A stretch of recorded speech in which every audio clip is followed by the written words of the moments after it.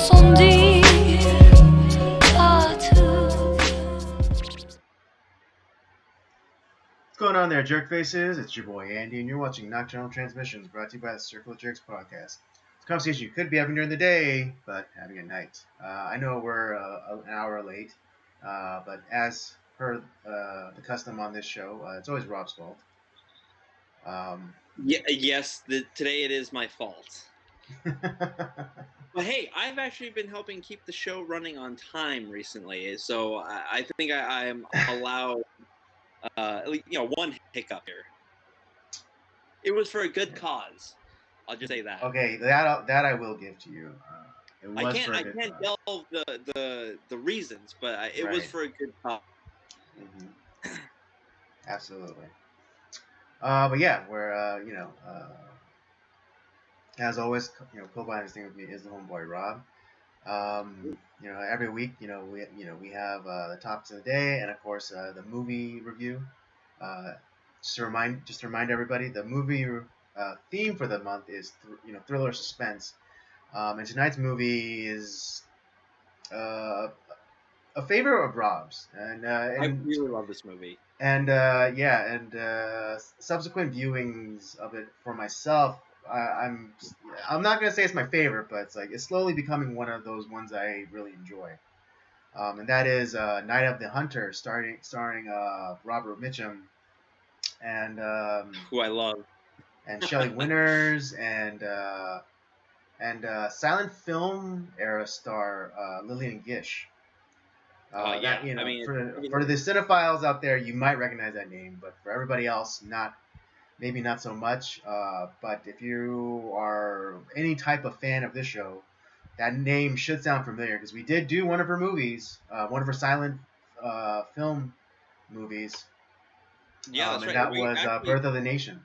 Yeah, actually, all three of the main stars we've talked about before. We had Robert Mitchum. We talked about him last week in Cape Fear. We Shelley Winters when we did our Lolita review, and Lillian that's Gish, right. She played the mom. Yeah. Yeah, and A Birth of a Nation was with that was like her real big role back. But she was in all of those D.W. Griffith movies back in the day. Mm-hmm. And she had a really long career. She acted up until I think 1975. So yeah, her career predates talkies. People. Yeah, so she's one of the few silent stars that actually made a dent in talkies and did really well. Yeah, absolutely. So you have all that to look forward to.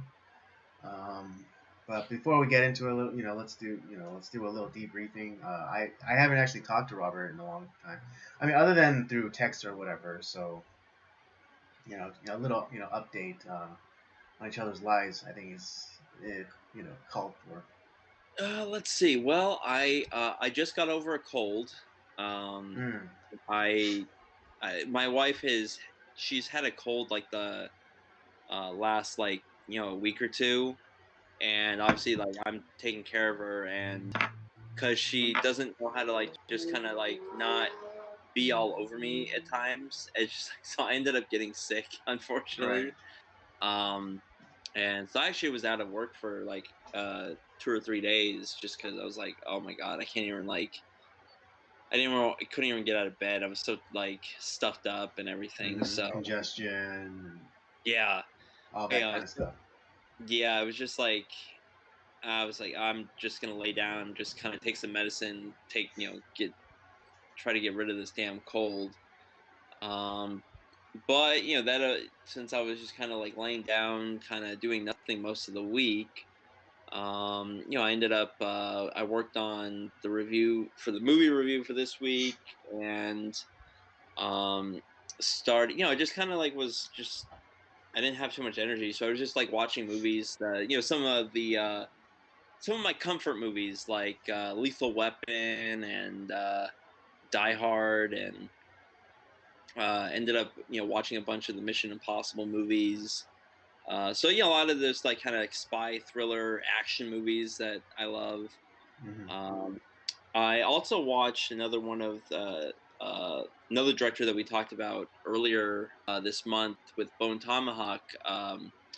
I watched that director's the movie that he did a couple years after Bone Tomahawk, which was it was Battle on Cell Block 99, and it was a I don't think it was good as Bone Tomahawk, but I the acting was really good. It was suspenseful. Yeah, I think I heard of that movie. Yeah, it stars Vince Vaughn and Jennifer Carpenter, who we know as Dexter's sister in Dexter. Hmm. Um, and it was pretty damn good. You know, Yeah. Vince Vaughn doesn't get enough credit. Like, I think a lot of people just see him as just this kind of comedy goof, but Hmm. the guy really has like, some good acting chops. Yeah, no, I think he's definitely able to hold. He definitely has chops. I'll just say that. That guy has a Um, lot of range. Like, I could see him yeah, he doesn't get enough credit, for sure. in a lot of ways. This is an action film for him. Hmm. There he is. He actually, I don't know if you remember you probably watched all the Daredevil Netflix show, right, with William D'Onofrio as Kingpin. Yeah, yeah, yeah. Yeah, that's the character he reminds me of a little bit. Like, not that he was not an evil guy, but that just that visceral strength and anger Uh-huh. that William D'Onofrio presents as the Kingpin. Hmm. That's what his character presented in that movie. I was like, this is really fascinating. Mm. Um, Yeah, no, I remember when Vince Vaughn was a younger man, there was this idea that he might be able to play a Gambit in an X-Men movie. I could totally see that. Yeah. And I think he'd be able to handle it. I mean, not just like physically, like I think he like younger Vince Vaughn, of course, because Yeah. Vince That's Vaughn was yeah. like the kind of quintessential like slim kind of build guy. But yeah, have him do a Cajun accent and give him a bow stab. I think he'll definitely do a better job than Taylor Kitsch. I'm just gonna say that. Yeah, absolutely. Oh, You know. I don't even want to think about that. Yeah, but yeah, it's kind of one of those what ifs, or like kind of dream, like kind of like fan castings, and it's like I think a Yeah. young Vince Vaughn could have done a good Gambit. Yeah, just like I can't see anybody but Hugh Jackman playing Wolverine. He was just so perfect for that role. Or Right. Patrick Although, Stewart yeah, I playing think. Professor Xavier. Well, yeah, Patrick Stewart, he had to play Professor Xavier. That, There was literally no one else that could no, that could have filled those wheels. hell no. uh, but yeah, no, I was actually really like I was now I will say this the Battle on Cell Block 99 was a little bit even it where Bone Tomahawk, yes, it had its bloody moments, and it's like, ooh, yuck. I mean, there's the scene. Hmm. There's a few of those moments, like where, like, some of these, like, bone breaks that he does. Oh, youch! It just, I don't know. That hit me harder than Bone Tomahawk did, and Really? Because I mean, that scene was pretty brutal in Bone Tomahawk. oh yeah, no, nothing tops the scene.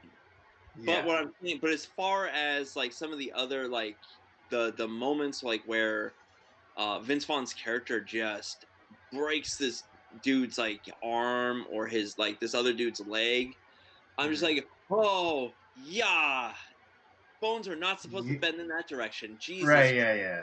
Like awful. 90 degrees and like the Oh yeah, it's on the just y-axis, as it were. it's like I know it's a movie, but it's just like oh Jesus Christ, that is awful.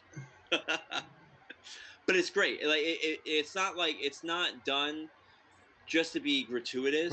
It's Hmm. actually like it totally matches up with like the storyline. It's that's what I like about Craig Zoller is that I don't feel like he's just doing stuff for the sake of like, hey, let's do this gory stuff and like but it Right. actually, He's not necessarily doing it for like the gross out factor or like yeah, shock value. exactly. Uh, It's purposeful. very purposeful, yeah, and I think he does a great job. And the guy's a freaking phenomenal writer.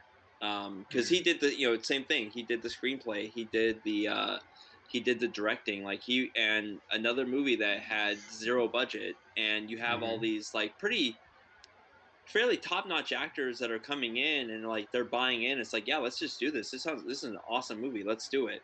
And they just get it done. And it's really Hmm. it's I like this guy. And actually I bought his so he's done three movies that he's directed. There is Bone Tomahawk, Battle on Cell Block 99, and then there's like Dragging on the Concrete, starring like Mel Gibson and Vince Vaughn. Mm. That I'm sounds like familiar Mel too. Gibson's in it. Like I'm fucking in because I love Mel Gibson to death. Right. All problems and all, I love Mel Gibson. Hmm. Yeah, and I um, mean, I'm just gonna shut up. I don't necessarily want to get us in trouble, but you got his sugar tits. Yeah, yeah. Yeah, I mean, I'll just say this. I understand the anger. yeah. I mean, I don't think it's like completely out of left fields. I mean, it's kind of like unfortunate that like he is kind of denigrated like for kind of he had a bad day, but like he's not everything he said was completely wrong. Right. But the guy is a damn good actor. He's a brilliant director. That guy, like, I love Mel Gibson Right. movies. Yeah, Like, and I mean, Passion yeah. Play. Again, I don't know Gibson personally, but there hasn't been any like bad kind of stories. Out. Bad stories out. Out and about him. I mean, other than like this one incident, but there's no story of like there's no stories of Mel Gibson being a complete asshole or being a jerk to like crew members or anything like. It's actually the opposite. There's I've Or actually raping heard. women or like touching kids. None of Right. that shit. Yeah. Exactly. You know. Yeah. Yeah, but there's no stories of him like being like an asshole, like to lesser like crew members or anything like of that nature. Um, Yeah, and so I yeah, think but it's again, I don't know him. I don't know him that well. I don't know him personally, but this is I'm just stating what like I know to be true. It's like there are no bad stories about Mel Gibson's character or personality. nothing too untoward about him at all. Right. Yeah. Like he might have said like something he might have said a comment that was a little on the piquant side, but nothing where it's like yeah it's like I'd rape that chick or whatever. It's like Yeah. there's no stories like that. But yeah, that was kind of like pretty much like been like my week is just kind of just like resting, watching movies because I really had no energy to do much else.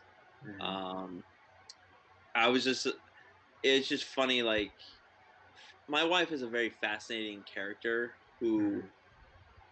I'm still trying to figure out her movie taste because there's certain things that like there's movies that she ends up liking. I'm like, you like that movie? Like I would have never guessed that you would have liked that movie. Like she liked Inception and Eyes Wide Shut, which are very dialogue heavy Right. They're concept. more cerebral kind of movies. You have to really like you have to focus, Right. which I'm not like, and not that my wife's dumb, but like she has a hard time with those movies for the most part. And then so it's like, okay, well, let's watch something that kind of like just like kind of fairly straightforward, great action movie. And she likes the Mission Impossible series. Oh, great! I love Mission Impossible. Let's do it. Although she likes 3 on. She doesn't like it. Well, I don't blame her for not liking number 2 because that's I don't like number Right. 2. And yeah, and even like and the first one was a bit on the dry side.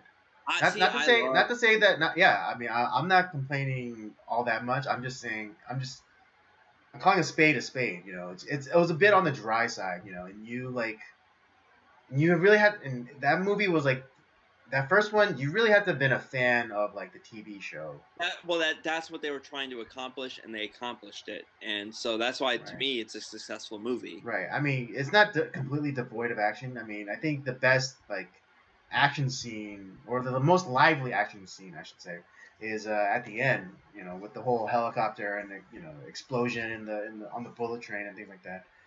But Yeah. again, it's a very dry movie, and again, you like if you weren't already a fan of the TV show, then you might have been bored by it.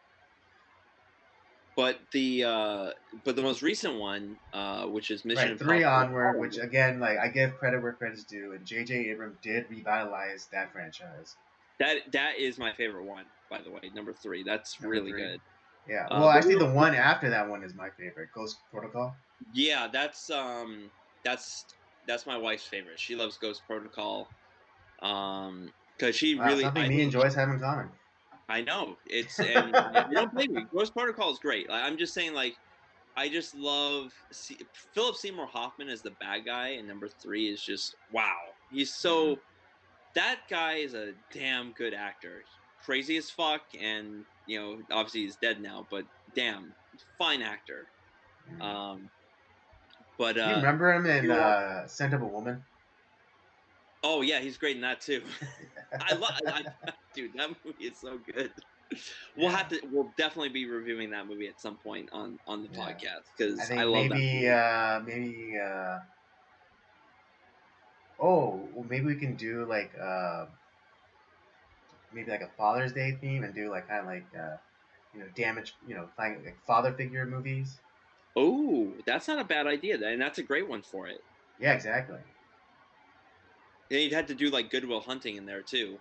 Oh yeah, yeah, yeah. Because Robin Williams and technically, what's his face, Skarsgård, because they Yeah, because they both play father figures to that's Matt right. Damon's character.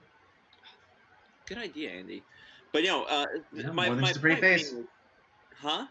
I said more than just a pretty face. Yeah, I know.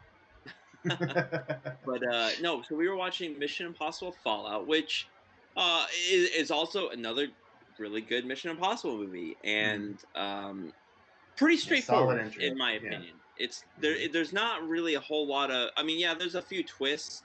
Right, and it's a But, carryover from the previous movie, which is Rogue Nation. right, and we watched them all together. Mhm. We watched 3, 4, 5, 6, and which are all connected in a way. And Mhm. but for whatever reason, she's like, "This movie is way too complicated for me. I don't know what's going on." And I'm just like looking at her. It's like, you love Inception. Inception, I still don't know everything that's going on in that movie. Like, it's so complicated, as most Christopher Nolan movies are, which I love, which I like about him. That means that you have a lot to discuss. Uh, Right.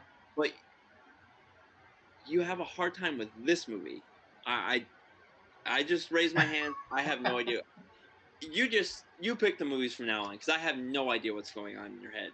You like Eyes Wide Shut, another movie that's very complicated, and you knew what was going on. Like you were following along. You even like had your own theories on it. Mhm. I don't get it. I don't know. You know. I'm at a loss, Andy. I have no idea what's going on in that head of hers and how it works. Like I always tell you, you picked her, so Oh boy. But you picked her. that's been my week. And when I did finally go back to work on, because I took like Wednesday through Friday off, like just Uh-huh. to recover.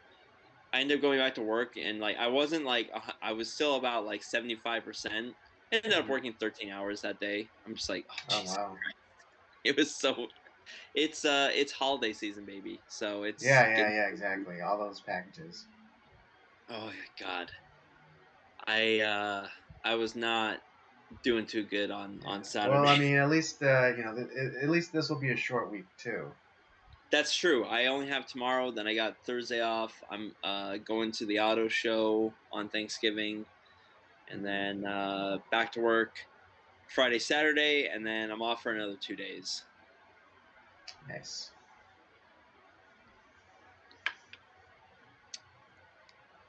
Do you have any like? Oh, I know. I'm not sure if we talked about this last year, but like maybe we have. But like, what are some of your like Thanksgiving traditions? Like, what do you like to do, Andy? Obviously, like I know there's a lot of family involved in your Thanksgiving. Right. Yeah. Oh well, I mean, it can't really be helped because my dad is like one of 8 children. So Jesus Christ! I knew it was a lot. I didn't know it was 8. Gee, God. yeah. Well, it could have potentially been 9 because uh, my dad and his older brother. There's a 4-year gap, and in my family, like there's usually like a 2-year gap between children. Right. And so I think there was an aunt in between my dad's oldest brother and him. Yeah. So yeah, so it could have potentially been one of 9. Um, Wow. but is Is what your it dad is. like more in the middle, or is he like the youngest? Um, he's about in the middle because my dad has 2 older sisters Uh as huh. well, older, and then he has my older, and then he has his older brother. And then he has a bunch of siblings under him too. So yeah, I think my dad's the middle. Oh man, that explains a lot, actually. Now that I'm thinking about it, that does make a lot of sense. Like particularly like, but especially now as he's gotten older and like he's very touchy about his stuff. I had an episode with him just the last week Middle where like child. middle child syndrome, and like now that he's an adult, like he's like he gets to have things, and but my dad is kind of I wouldn't call him a full out hoarder, but he has hoarder tendencies, or he has difficulty letting stuff go. So he still has like stereos and things from like the 70s that he swears up and down that he's gonna use one day, or he's gonna put together and he's gonna rock out to like some vinyls or whatever. Just like, no, Dad, no. I'll buy you the newest stuff. I'll get you a thumb drive that like a 2 terabyte thumb drive, and you can just listen to your music. All right. Yeah, it's it's like, hey, I got these. I know I don't know when I'm gonna use them, but these broken like light switches that I'm saving, that's gonna be like the thing I'm gonna use like in like it's gonna I'm gonna throw them away and then I'm gonna need them. It's like they're broken, Dad. Just throw them the fuck away. Yeah. Yep. No, yeah, because it was like speakers from like this old like DVD player thing. It comes with like a set like with speakers and like a subwoofer or something like that. And just like there's no way of repurposing these, Dad. Like it's supposed to work with the DVD player. And it's like, oh well, I'll make it work, and then it's like no, and then so kind of like secretly, I went and I don't drop them off at the e-waste like recycling thing, and then he's like, hey, did you see my speakers? I was like, yeah, it was in my car, and then I dropped them off at the recycling place, and then they're not in my car anymore, and so it's like, Oh, Jesus. yeah, and he got mad, and he got upset with me. He's like, what? He's like, I'll so I buy did, like, you why can't I have my new stuff? And it's like, speakers. Like we'll get the top of the line speakers, Dad. Like it's no, see, because it's that's gonna the sound hilarious better. thing. See, that's the most hilarious thing because my dad invested. I don't know why. Okay, ladies and gentlemen, I love my dad. All right, I love my dad. Do not take this as me bashing my dad. It's just me, His you dad's know. awesome. I like his dad Yeah, too. my. All right, my dad. My dad's a complicated man, but he had those like speakers that were part of like a DVD player. But then I don't know why, but he invested in DJ equipment, and he has like these huge like 5 foot tall like party speakers. And it came with like the full like light setup and everything. I'm just like, Was he why, playing it Dad? instead of a DJ like I know. thing? I like Or my setting at dad. home? I don't know if my dad's trying to start. He's trying to Yeah, go try to back to the start. discotheque era. I don't know. Yeah, he's just trying to get his disco DJ career up and running. But yeah, it's just like, yeah, he has a Was he a It's huge just fan like of my John my Travolta? dad's like, oh, I'm gonna use them someday. I'm gonna use them someday. It's like, when is this someday, Dad? When is this someday? It's like, Is he trying you know, to? and I was like telling him, like, it's like, and I picked up like, this my case for my earbuds. I was like, see this, Dad? See this, Dad? You know how many times I use this? It's like every day, every day. If this was missing, I would notice it. The speakers. If I took it took you an entire day for you to realize your speakers were gone. And it's It's only just because like, they're massive. It's like yeah, you and it's notice only that because there's they're massive. It's like, yeah, like if we got rid of this, and I pointed to the TV in his living room. It's like, if we got rid of this TV, like you would notice it missing. All right, those speakers that I got rid of. You did not even notice that they were gone. Oh Lord. It's like, but they're my speakers. I was like, it's like, I know, but you weren't gonna ever use them, Dad. You were never going to use them. It's like something tells me your dad's a huge fan of John Travolta and Saturday Night Fever. Maybe. Well, I mean, interestingly enough, he does like old westerns. Well, hey, you know what? I can relate because I love old westerns. Yeah, but yeah. So that was kind of like a little bit of my week last week. Really quickly though, um, it's interesting. I was I was getting into a debate with somebody, um, and I realized I figured out a weakness of mine in debate. Um, I mean, this if all the episodes that your wife should be watching, this would be the episode right now, because I'm giving her a way to defeat me in debate, or at least Don't worry, a way that I'm she not could gonna have share a way that she could have defeated me in debate. But honestly, it doesn't matter, Andy. We have flat out told her how to at least give you some shots. Does she take it? No. So it doesn't even matter. Even though you're giving away here's my Achilles heel. yeah, keys to the kingdom. But Whatever. yeah,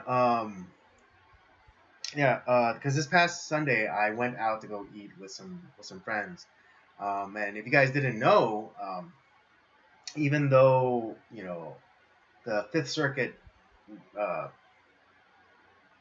knocked out Biden's vaccine mandate, and OSHA even came out and said that they weren't going to enforce the requirement either.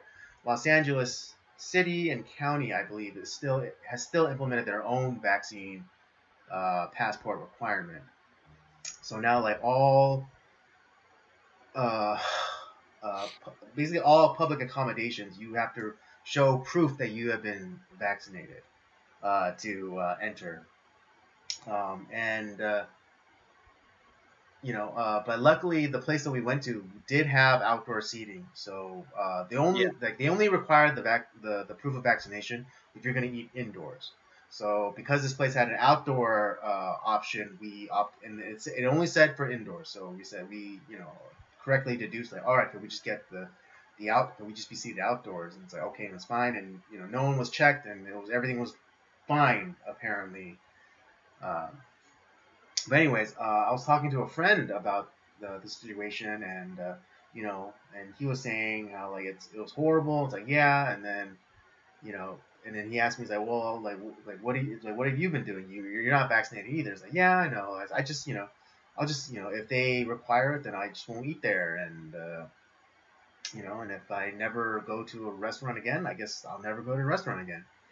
And he was and he countered that by saying, it's like, oh well, then that's gonna be bad for you because you won't be then you then won't be able to like hang out with us, or with me, or like our friends or whatever. And I said, yeah, well, that's the price I'm willing to pay. And it's like, oh well, yeah, but you won't be able to like hang out. It's like, yeah, well, it's like you're gonna miss us. I was like, yeah. I was like, well, I don't necessarily seeing it as me missing out. It's like I'm seeing it as you guys missing out on me. Um, you know, and so yeah, and then we kind of got into it, and like and I was saying how all this is really bad because it's like forcing people, especially like with like the mandates. It's like, oh, like you're forcing someone to get something against their will, and You know, it's like what if it's someone that can't get it, like for medical reasons, because you know, kind of like the Aaron Rodgers thing, where they're like literally allergic to the ingredients in the vaccine. Um, and so we kind of got into it, and this friend has he's really interesting because he is he's very centered. He's very centered, but I think you know he does have like authoritarian tendencies. Because he always he always kind of sides with authoritarianism. And it's like, and he doesn't. I don't think he necessarily recognizes it as siding with authoritarianism. I think he just sees it as siding with the business. Um, and then he went in, and then he got into like all of the, thing about like insurance and how like the cost of like covering this employee, is gonna, cause the price to go up for him, and like they have to make this calculation, and he kind of tends to do this a lot, where he couches things in, well, particularly insurance, and insurance is not something I'm really versed on. I can tell you, I can vaguely tell you about the law, and I can make an argue for culture or morality, but he always tends to kind of couch uh, issues within like the lens of insurance. And I mean, and that should be a big hint of who this is. I don't want to out him, but I think you know who I'm talking about.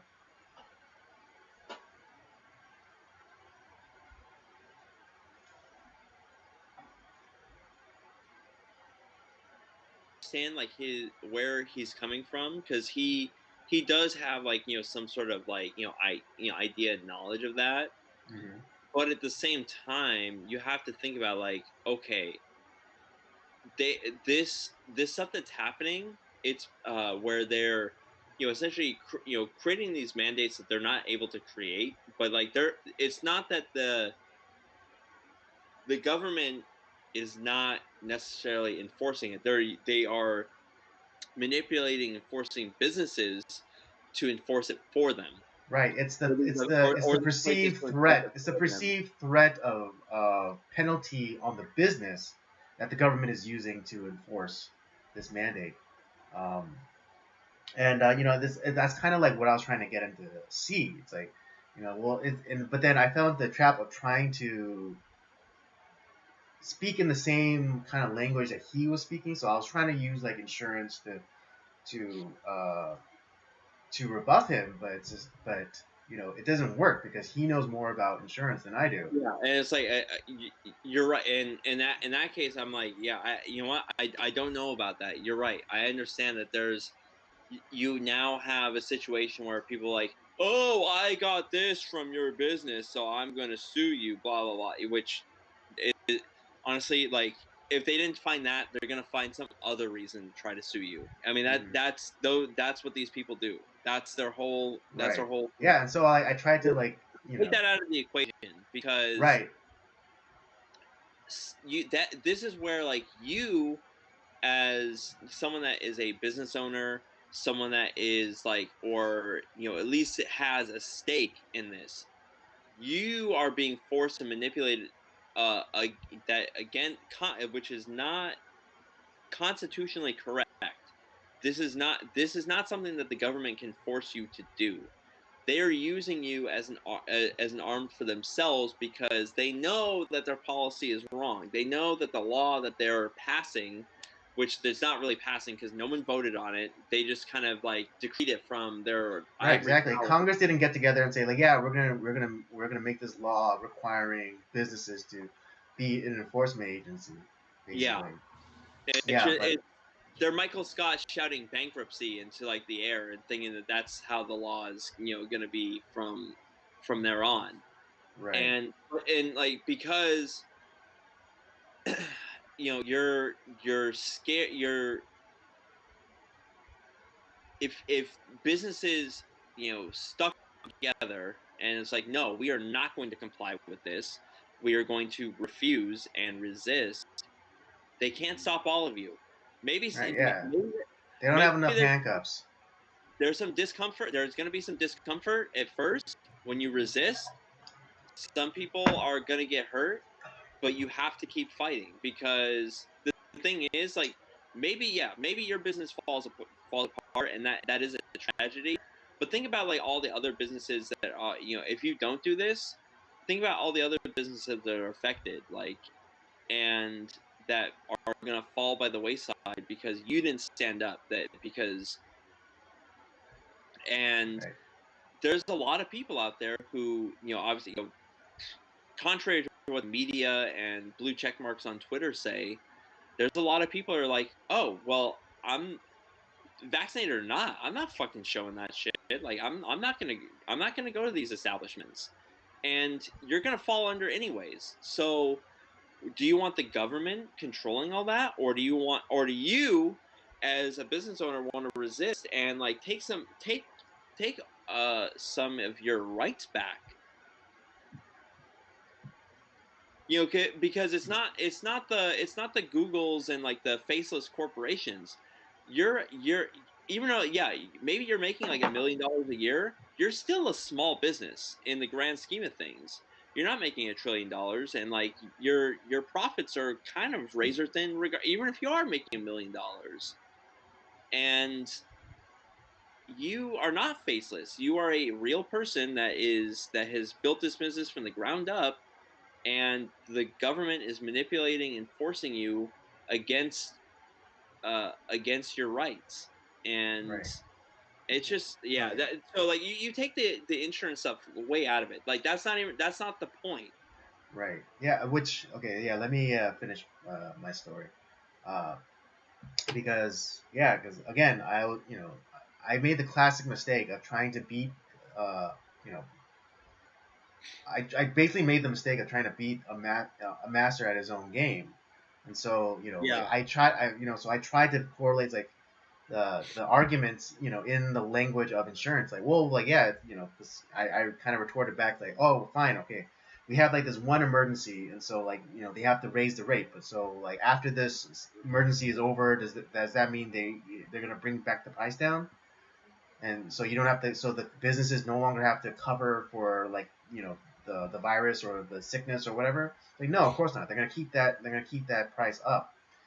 um, but yeah, like, but what I realize is, um, the tactic of knocking the chessboard over, and just not speaking not trying to speak in the language that I'm not familiar with, you know. So I just like it does, and just kind of, so again, because like the illustration of like knocking the chessboard over, and I should have just said, no one cares about insurance. All right, if I told you that you have, I should have just went like, if I told you that you had to get a tattoo on your forehead, it's like, are you gonna comply? Even if your work says like, oh, get this tattoo on your forehead, or you can't, or you're fired. Are you doing it? And then at that point, I would have, I'd be pressing the issue, and that's the point where I that's the point where I should have taken it. Yeah. And so yeah, even though I didn't feel really great about like technically losing the argument, I am glad I found this part of me where like it's a part of me where like I'm like trying to speak to them in like their language, but it's like, no, like, because my strength comes from making plain points, and um, it's like kind of pressing the issue. And so Right. like, yeah, so like I and so, and I'm just, so like, now that I know this about myself, I can be really careful about how I uh, you know handle like certain debate tactics, particularly that one where like they try to couch the issue within context that I'm unfamiliar with, but for my job, for me to take it out of that context again and just put it in like plain understandable, like, uh, what's the word I'm looking for? What's it? Oh, digestible ideas. There you go. Which you are fantastic at doing. Like, yeah, it's Oh, thank you.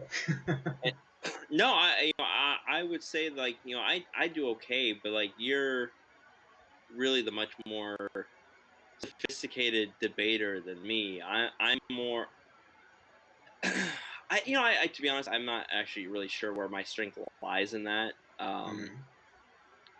Um, I'm more good at connecting the dots and seeing like the pattern in things. Yeah, yeah, Uh, your strength is pattern recognition.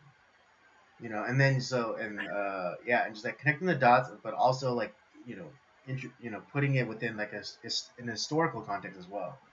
yeah, because that's where I'm like, dude, this is just like this, and it's even if it's like something like where a historical thing that we all know, it's like, oh yeah, shit, you're right. Or it's even if it's something like obscure because like it's kind of stuffed down the memory hole.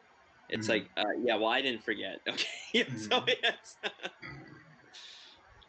that's where Yeah. my strength lies. But you are really good at putting grand ideas into something that people can understand and like simple, like taking something like complex and making it super simple for everyone to understand.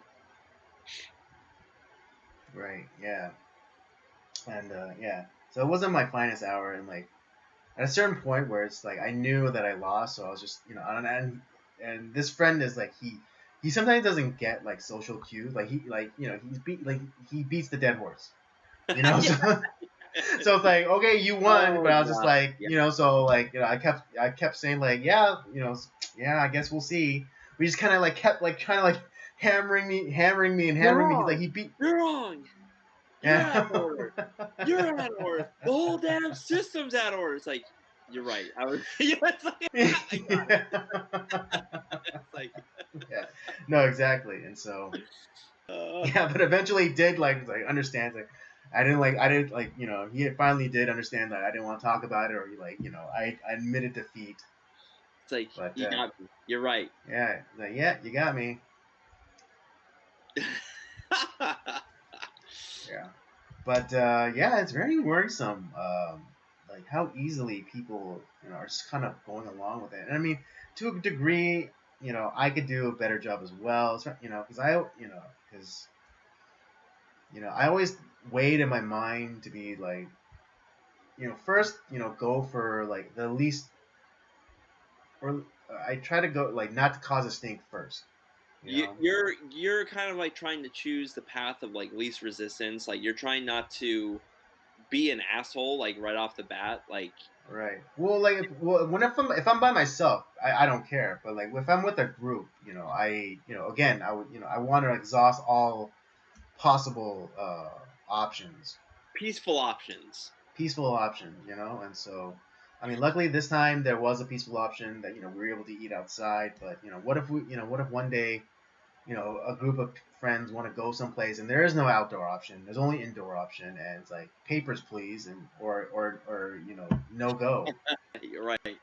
Um, and I think the move is to just be like, you know, you guys have a good time. I'll see it. I'll catch you on the other side. Um, and as much as it would suck to,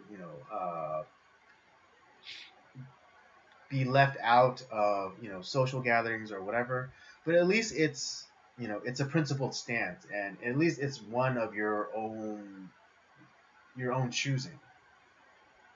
Yeah, Um, right. And like you said, I'm in complete agreement. It doesn't it and even if you were like vaccinated or like or whoever, like it doesn't matter vaccinated or not.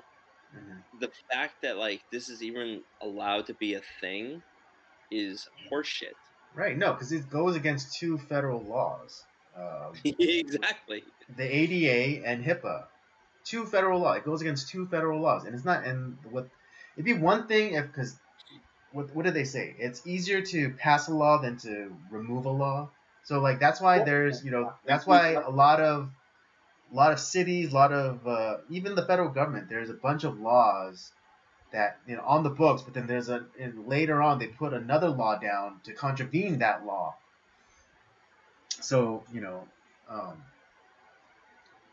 if they decided that they're gonna uh, you know get rid of the ADA or HIPAA, then so be it. And then institute this other law, then so be it. But let them do that first, and not just pass the buck off to the president or whoever. Well, but here's the thing. Like, these are not like, yes, they are laws in a sense, but they're not codified. It's just they're essentially like creating these like unwritten rules Right? that Yeah. Like they're trying to enforce yeah. these unwritten rules. Like I've It's been. like, no, do the work, do it the right way, make the fucking law. Yeah. It's Congress, like I've been. let the legislator do your damn job. Like, if you want to legislate this law, you want to vote it in and make it a thing, vote it in. Yeah, and I mean, at least with the LA one, I can understand because like the city council or whatever, they voted on it, and like I think there was only like 2 objections. Uh, Well, that's to a big surprise because like there's like what, 2 Republicans in this fucking state. It's like right. Well, that like, are in I'm a just like state. specifically LA because this is like only an LA thing. Yeah, And they're saying like, oh well, like the council passed it. It's like, okay. I yeah. get well, it wouldn't be that hard to find out who voted in favor and then kick them out of office. Because the vote would have had to been a public record. So all of those are available to the public. So people get involved. But anyways, yeah, I could at least respect that there was actually a vote of supposed a legislative body. Um, but it's just so worked up over this. Um, Yeah, it's really super frustrating, and like I'm 100% in agreement with you. Where like I've gotten to the point where it's like, yeah, I'm not showing you a goddamn thing. Like, it's if you don't, if that's fine. right. I'm not Oh, gonna like I'm not gonna chew out or like kind of like scream and yell at yeah. I mean, 'cause you know that's what they're working looking for. They're there. looking for like kind of because up until January 6th, the left could not point to a single right incident. But then after January 6th, that's all they have. But they harp on that every single time, and the right And always caves to that. It's like, oh, like yeah, we're sorry, we're sorry. Instead of going like, oh, what about fucking Ferguson? What about fucking Kenosha? What about fucking Seattle or Portland? Portland's basically a riot with a zip code now. You January know? 6th was not like those people were let into the damn Capitol building for Yeah, and one. all you have to say is like how many people died on January Well, one, 6th? and it was like one protester that was shot, and they still By have a not cop. gotten Yeah, investigation. and they're not calling for police defundment over there, defunding over Nope. there. So yeah, And it's like they stuffed that guy's identity. Like, no one knows who that guy is. There's been yeah. no I mean, investigation at all. supposedly, I don't think his name was dropped, but like his service record is really bad. Like supposedly he left his gun in the bathroom once. Jesus Christ! Oh my God! Or no, I think like 2 times. There was like 2 incidents where like after using the restroom, like I guess to use the restroom, he took off his gun belt, put it on the sink, and then he walked out without his gun. He's either a super far left dude, or, well, I mean that's a given. He's probably like super far left, but maybe a POC. I don't know. No, for sure, diversity hire. Yeah, because I mean that's No, yeah, that's because I like his mean, identity. Like, no one knows who he is. No, right. nothing. But diverse, yeah, because they're protecting him. But I guess this would be a good segue into kind of the topics. Um, Case in point, the motherfucker that ran over a bunch of people in Wisconsin. When news broke out about that, the typical diversion tactics were deployed. Oh, suspect in custody. Yeah, When if it was a white person, they say, oh, white male suspect in custody. But because yeah. it was a black guy, oh, it's just they obscure him and they go, oh, yeah, suspect in custody. That's it. It's like no, Hmm. no remarking on the race or the No, gender. It's and just then suspect. the other thing too, like the media portrays it as like, oh well, no, it's it's not a terrorist thing. There was no he was scared, like he was running from the Yeah. Oh yeah, police. he was coming from a knife fight. Yeah, which and like the police were like, yeah, none of that shit's true. It's like, fuck, why didn't the police back us up? God damn it! Like, and that's the reaction. Like, I imagine CNN was CNN, MSNBC, and Fox News were like, fuck, this guy. Like, what are we gonna do now? And it's just like, come on, all the evidence is there. Like, all the things that this fuckface believed in is right out for Yeah. everyone to see. Right. Well, I mean, not for very long, because I heard that the social media sites were scrubbing his profiles, Of course. or at least like denying access to like the public in general. No, Andy. It's the algorithms. The algorithms. Oh right, I'm sorry. Yes, of course, it's the algorithms. That's right, the algorithms. Those AI, that Skynet AI that runs Twitter and Google and all that stuff. That's right. That's Yeah. Because it's the robots that are wanting Right. to. Yeah, no, it's just Facebook and Google, they just built too smart of a machine. That's what it is. But then all I gotta say is that's one fucking racist machine. Yeah, really. Dude, remember when Microsoft came out with like their own AI, and then it read the entire internet, and then it started like playing like clips of like Hitler, and started flashing like pictures of like KKK members and burning crosses and shit like. Jesus Christ! I totally forgot about that. Oh Jesus! Good times, good times. Yeah, who But yeah. knew? But that thing is like that is gonna get like the media just gotta stuff in the memory hole. Mhm. We're never gonna hear. A lot of people are comparing it to that horrific Las Vegas shooting that from a couple of years ago. Right. That like no one knows what the fuck happened there. Right. We still don't know shit about that. Because all that shit was stuffed down the memory hole. Mm-hmm. Because oh shit, it didn't fit our narrative, so right.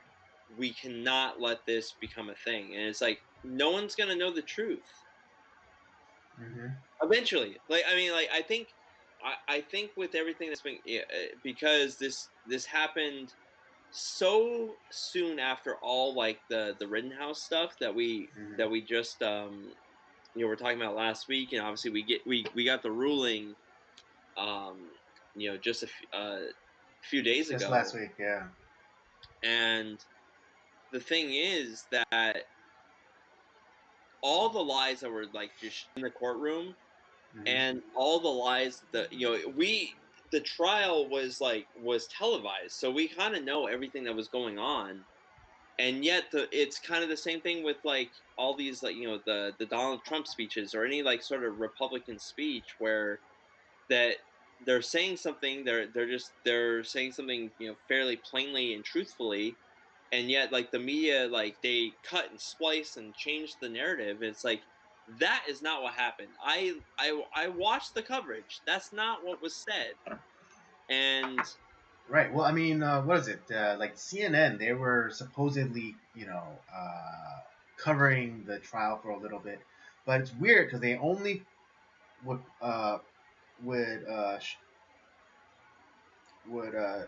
air without interruption the prosecution side. But as soon as the defense side came up, I was like, well, we have to add commentary, or they pulled away from it and then they started talking about something else. And it's like, well, yeah, but so you're not giving the defense, their airtime to air, to tell their side of the story. I mean, people still think that that he came in from out, like, and they're acting like as though he drove from like 4 states over. When they say, oh, he came from out of state. That's the way they're presenting it. That's what I was talking about last week. It's like, it's not like he drove from like Arizona to like Maine, okay? It's like us driving from Los Angeles to Anaheim. That's how close it is. Ooh, he crossed state lines. Oh, he's so. How could he do this thing? And I mean, yeah, like with border cities, like the border basically doesn't matter. It's just like it kind of like flows in between, like Wisconsin, people and like Illinois people. They're not, especially on that border, are not going to be all that dissimilar. Well, that's what I Um, was saying. Like, talking about like if like this took place in like Kansas City, and like he lived on the Kansas side and like he crossed over the Missouri side, like he crossed state lines. How could he do this such a thing? And it's like you're a fucking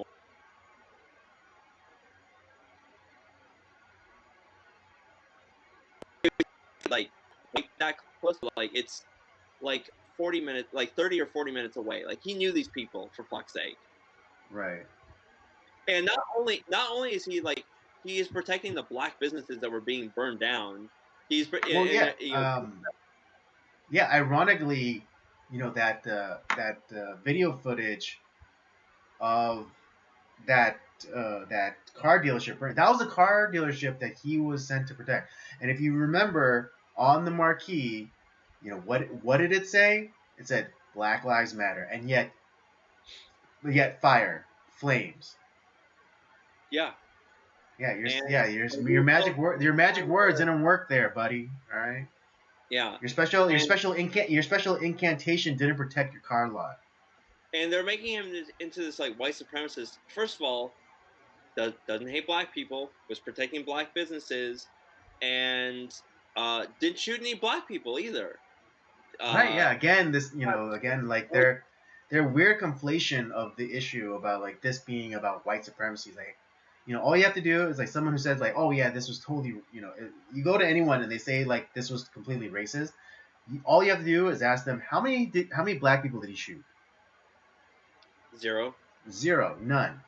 Uh, incidentally, he was actually attacked by a black person. Yeah, Jump kick man to the, he got kicked in the face by a black guy. And again, we find out who he is after the trial, after everything is concluded. We find out that, he was a black man and he was a career criminal. He was like out on probation for beating his girlfriend or something. Jesus. Oh man, I would have never guessed that.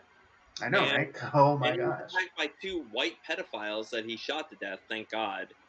Right, But yeah. A pedophile, domestic abuser, like beat his girlfriend or like grandma, and then like one was and one has charges of armed robbery, I believe.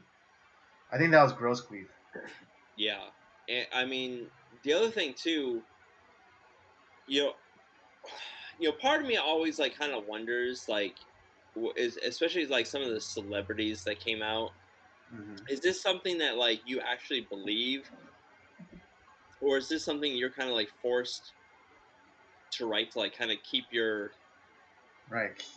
job To stay in the club. That's Because I look Maybe. at like Pedro Pascal, who, uh, an actor that I do like. I not necessarily like him as a person, but I like him as an actor.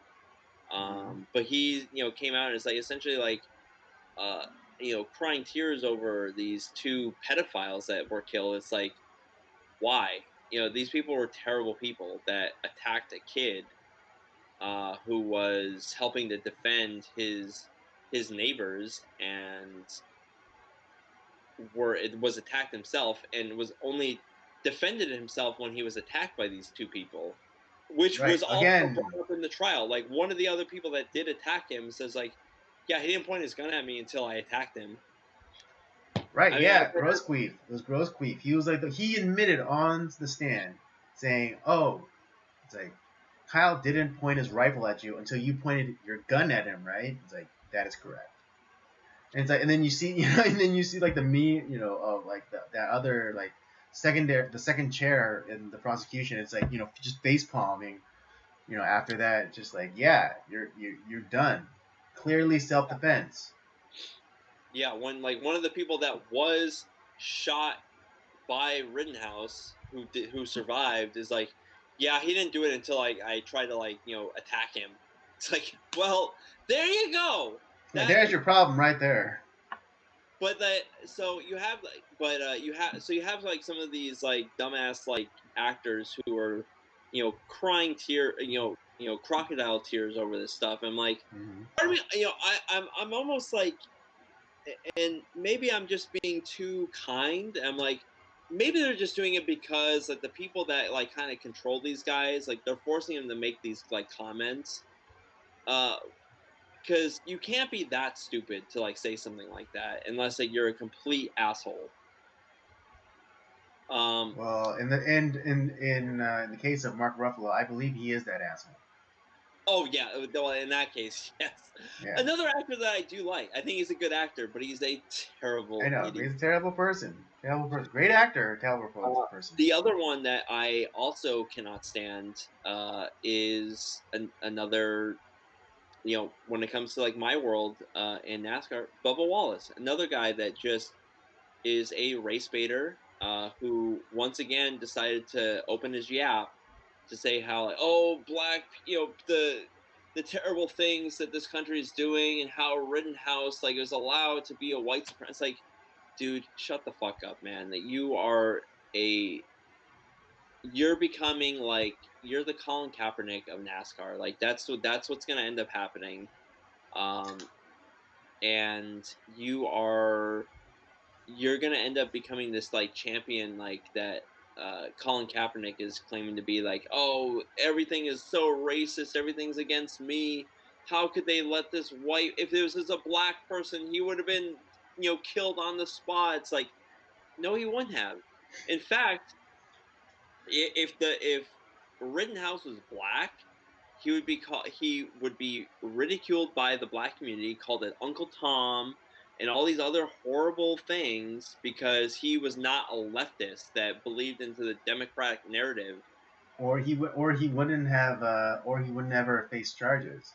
I mean, Or that too. case in Actually, like, point, if he like had that just murdered Simpkins two kid in white people, Texas. if That he had just Simpkins murdered, kid in if he had just Texas. murdered two white people, nothing would have happened. Just like this case with like the black guy that just gunned ran down with his car 50 people after, which happened like what, 2 days after the Rittenhouse trial like verdict, Hmm. uh and was on bail for essentially like, he spent like for $1,000, which is nothing, after running over his ex-girlfriend or ex-wife, or who, I don't know what she was, but Come then on, come on, come on. He was his baby's mama. um, but then he runs down 50 other people and is on, released on his own recognizance, and I don't think is in jail right now. He's just awaiting trial. Are you fucking? And 5 people are dead, and like 50, and 45 other people are injured. Like, so Yeah, yeah, I you're mean, right. and yeah, and another nail, supposedly in his coffin, is that he actually shared a post on Facebook, allegedly, of this meme like how to get away with running over people.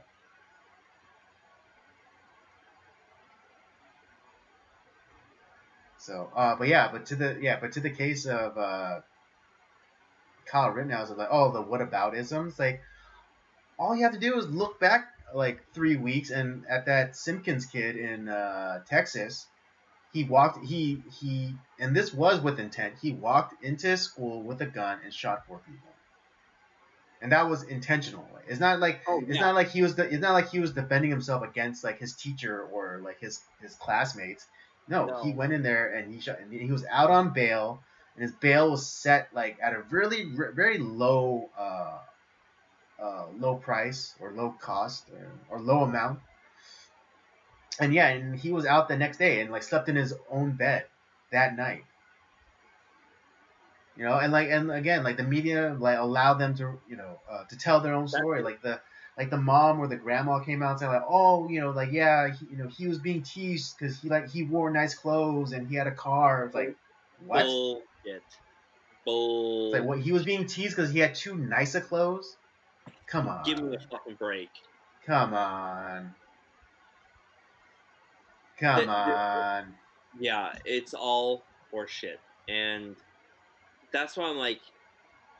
But I think I'm starting to see people wake up because even people who I know are more at best center, they're Mhm. like, uh, that's not what happened. And they're starting to see like, hey, wait a second, like the way that the media portrayed this trial and the way that they're talking about this, it doesn't match up. It doesn't work. Mhm. Oh yeah, there's like there's a I don't know if it was on Reddit or there was like or Twitter, but there was a thread, or someone posted a screenshot of like all of like these response, about like the trials, like, oh, I had no idea about this, or I had no idea that he didn't bring in the gun from his home in Illinois, or I didn't know that the three victims, quote unquote, were all white, and just like, Yeah, there you go, yeah, if I people mean, are if you waking just people listen are to people are waking CNN, up to this. yeah, if you just listen to CNN, you would never know. But when you actually like listen to like what is being said in the court of law, it's like, oh crap, I never would have known that. It's insane. Like, and it's like I'm glad people are waking up. It's kind of that, like I said, that diehard moment. Welcome to the party, pal. It's like, but like I'm glad people are finally like kind of like waking up a little bit, like just to Mhm. don't just like buy into that stupid media narrative. Yeah, nah, I mean, if I ever discover someone uh, within my various social circles, is like this, died in the blue, idiot. I'm gonna treat them as such. Like, if they ever bring up a subject, like, oh, so you're a dumb person. Okay. Yeah. Well, and on top of this too, another trial that's going on at this point that is getting absolutely zero coverage is our good friend Ghislaine Maxwell, the Yeah, Renfield Ghislaine. for yeah. The Renfield for our Jeffrey Epstein friend, who did not kill himself, Mm-hmm. and all Right. And like if I you, mean yeah, and if you think that that he did kill himself, you're as much of a conspiracy theorist as we are. the fact that like but there is almost zero coverage of that whole thing. It's there are a few of the artist photos that are being presented. Mhm. That's about it. And it's like, Right. Like, yeah, we have not seen this person in real life in over like almost a year. yeah. And it's one of those things where like, what's going on? Like, why are we protecting this, you know, possible, pedophile herself, Mhm. uh, at, at worst, who or at best was like the one that um was definitely facilitating Jeffrey Epstein's habits. Mhm. It just and she definitely has a ton of information that should be made public that it never we're never going to see the light of day. I'm Oh to be yeah, like honest, her little black I'm book. alive. Yeah, her little black book. Yeah, we're not. Yeah, that's never gonna be published. They are going to steal the fucking records off of that thing, off that court Mhm. case. I guarantee it. Mhm. No matter Yeah. what the verdict is, they're going to steal every goddamn thing on that case. Yeah, and like, yeah, they're gonna make it so like it won't be accessible for like 100 years when like when everyone involved is dead. Kind of like what Pfizer is trying to get an injunction for. Like, they're trying to get the what is it the data for side effects to be sealed for 55 years. Are you fucking kidding? What? Jesus Christ. Yeah. So like Oh, no one can look into the side effects data for like, or I don't know if, I don't think they've gotten it, but they're petitioning I think the courts. Um, I hope that that does not happen because that's Yeah, because it's bullshit. Because no other company would be allowed uh, that kind of latitude. Like no way, like Ford or like any car manufacturer would be like, yeah, like crash results. Could you seal those for 55 years? yeah. Just until everyone who's died in our cars has Yeah, just died. anyone. Yeah, anyone, or anyone whose family could still be alive to sue us. In 50 years. Yeah, well, let's just wait till they're dead. Jesus, it's just the amount of like it's encouraging that I do see people like kind of waking up. And it's like, oh Jesus Christ, like we're this is awful. We need to like shed a light on this. Like, great, I'm glad that you're seeing that.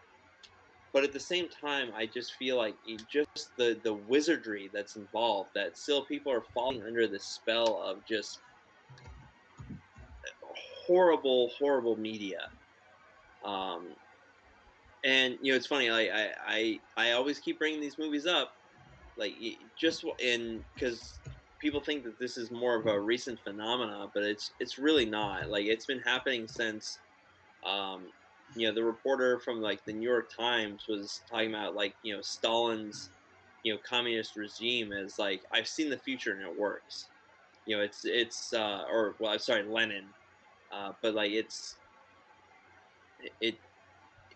which it wasn't just that reporter. It was actually the New York Times as a whole that was like forcing that story.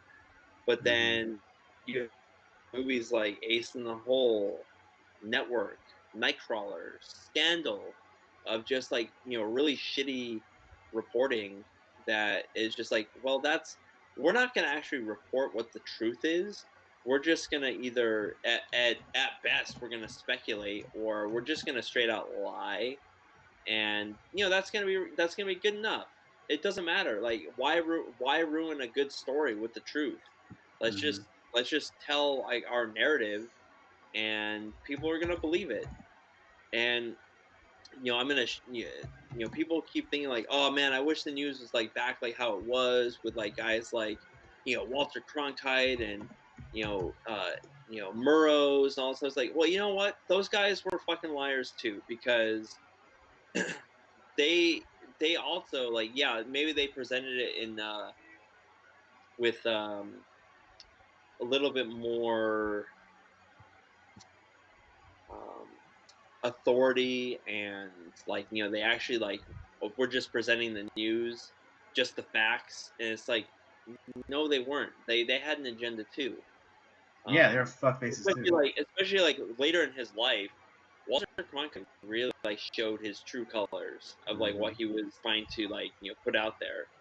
Mm-hmm. And I know, like, like our parents' generation who grew up on like listening to a guy like Walter Cronkite and like Edward Murrows, like they probably don't like that I would say something like that. But it's like, when you actually like listen to like what they had to say, and especially like later in their life, like their true colors showed Mm-hmm. of like what they were trying to Yeah, do. Walter Cronkite was a commie.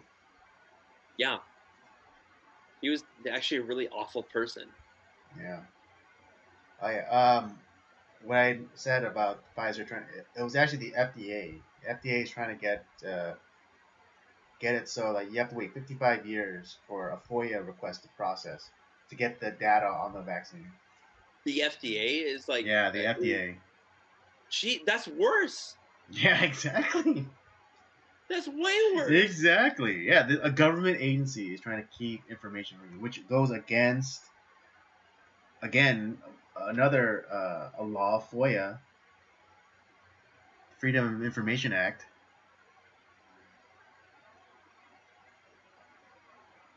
Jesus Christ, Yeah, dude. hold on. This one's It just from makes Reuters. it Freedom of makes Information Act's requests are rarely speedy, but when a group of scientists asked the federal government to share the data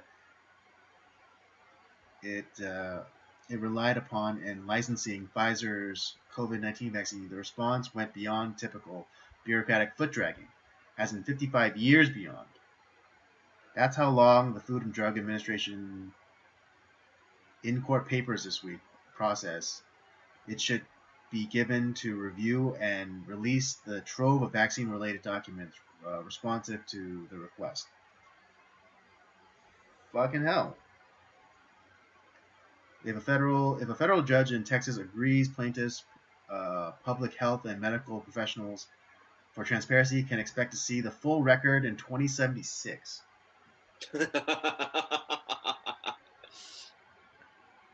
Gee, Wow. I'll be 90 years old.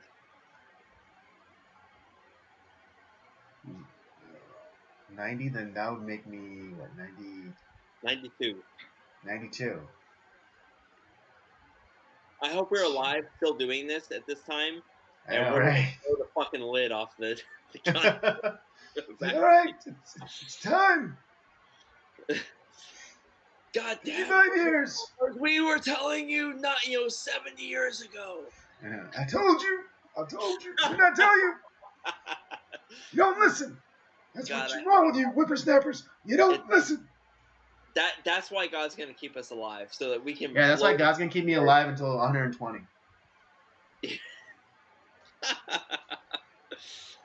But I'm just like I see like these connections to this stuff of like how you have you have one trial that's getting stuffed down the memory hole. Like, oh, we're not. There's gonna be no coverage of this at best like facilitator of one of the worst pedophiles in the history of the nation. Mm-hmm. We're not going to present that at all. We're going to vilify a kid who was defending black businesses, who was attacked by pedophiles that shot and killed 2 of them and injured a third. We're going to defend those pedophiles. And we're going to have another guy who we're going to defend who had ran over his baby's mama, was ran over 50 people, killing 5 of them, and actually it's the 6 because a kid who was struck succumbed to his injuries. Oh, 6, okay. So who was a serial like batterer, and I think also is a pedophile too, because he was on like some sex offender registry of some sort for pimping out like a 16-year-old. Oh, or something. right, yeah. It's again with the connections. I believe it was trafficking a minor to perform a sex act. Why is it that all these fucking like insane leftists are all pedophiles in some form or fashion? Yeah, I mean it makes. Why is it that like nearly know. all of them are pedophiles? Yeah, I mean, so does that mean Mark Ruffalo's a pedophile because he defended a pedophile? Even gave him a cute little nickname, JoJo. Joseph Rosenbaum is now JoJo to all of these deranged like leftists and celebrities. Yeah, it's like oh man, it's like yeah, our hero JoJo. I have my wife saying JoJo. Now you know what you don't want to be you don't want to know about this JoJo. No, but it's just like, why are nearly all of them fucking pedophiles? Like all these people that are like associated with these like super far left organizations, why are they nearly all pedophiles? It makes one wonder. It really does. It's like all these cases have pedophiles connected to them in some way. Right. Yeah, and it's it's weird because like for some reason the left attracts pedophiles, but for some reason the right attracts homosexuals. Because every single time you hear about like these evangelical types, and it comes out that they're gay or homosexual. Jesus, you're right. And actually, it's funny because what you're bringing up, we're going to talk about with our movie review. But I'm just like, God, it's so I don't. And to be honest, I really could care less if someone like gay. But like, you're right. All these people like oh, this is so terrible. Like we have to be this way. It's like, and then yeah, they come up with like, yeah, I like getting rammed up Like, the ass. I like dicks in my ass. And, dude, like if you would just come out as like just like, hey, you know what? I have these sexual proclivities. Like I honestly I don't give a shit. To be honest, I really don't care. Like just as a government official, just fucking do your job. Run, do what we voted you. Run the county or the state or the federal government in an efficient manner. If you do that, honestly, I don't care. Fuck dudes. I don't or lick carpet. I don't give a shit. Just do whatever you're gonna do. Just run the country. I don't need you to be like this like super Yeah, like you know I don't need you to be, conservative Christian that like to be honest like you can do whatever you want. Like our government doesn't necessarily need like these super conservative Christian types. I don't care. Like in my own life, if like if I'm at church and we have like a pastor that's like involved with this stuff and like I'm like yeah I have a problem with that. But the government, I could give two fucks about like what you do behind closed doors. Could care less. Just run the country efficiently. Unless you're killing people or raping kids or raping women, or I, I, skinning I hobos alive to make a a fat suit. I don't care. yeah, I really could give two fucks. But yeah, you're right. Our side attracts like all these like closeted like gay people. It's just like, okay, dude, like whatever. I don't care. Just are you doing your job? Great. It's like, Yeah, I mean, yeah. The only advantage on the left is because is it generally I'm just gonna say they generally have no morals. well, and the other problem that we have on like kind of like our side too is that we have a lot of people that are claiming to be on our side that are essentially leftists in disguise that are That's funny that also you pedophiles that are raping kids and doing all this other shit. It's like, but they just claim that they're on our side. It's like, yet you vote for all the policies of these other people well, and do all right, the same well, political yeah, shit that. politicians, of course, yeah, you're talking about rhinos, but interestingly enough, I don't know if you've been keeping up with this story, but Black Rifle Coffee, if you're familiar with them, they, Oh yeah, I'm familiar with that story. I know what's going on with that. well, yeah, I mean, a while back, Black Rifle Coffee, coffee came in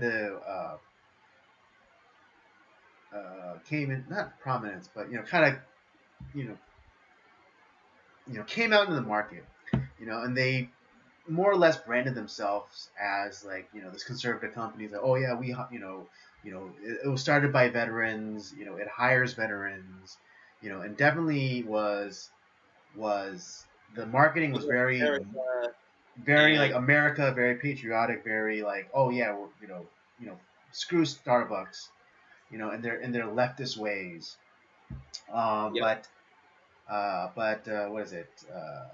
Last year, when Kyle Rittenhouse, the Rittenhouse incident happened, and he was able to make bail. He was in a picture with, I think, the former child actor Ricky Schroeder. yeah, And I think Ricky Schroeder donated to Kyle's what is it? Bail fund, and he was the one that put him over the top so that he can get out. And so like they're in a picture together. But Kyle's wearing a Black Rifle Coffee Company shirt. mm, And when Black Rifle saw this, they immediately distanced themselves. And I think okay. At first, it was no big problem. It was just like, hey, we don't want to weigh into ongoing legal matters. Black Rifle, is not supporting, is not funding Kyle Rittenhouse's legal team, nor does it is sponsoring him for X, Y, or Z. Okay, that's perfectly fine. Great, no problem, Okay. no issue. But then the CEO, I believe, or one of the founders, does a piece, does a some sort of does a some sort of piece in the New York Times of all places. Jesus Christ. Yeah. And in the New York Times, and they're and they So, and they basically throw their customer base under the bus, like, at least like the conservative right customer base. Talking about like how like basically it's their equivalent of Hillary's basket of deplorable moments. yeah. Um, Yeah. They showed they're like essentially they are creating like, oh yeah, so pretty much like all our whole business plan was a lie. It was right, they're rhinos, and thank God like I don't really like coffee, so I was never like a buyer of their product right. for one. Yeah, and I mean, I'm very wary of just throwing my support to certain companies.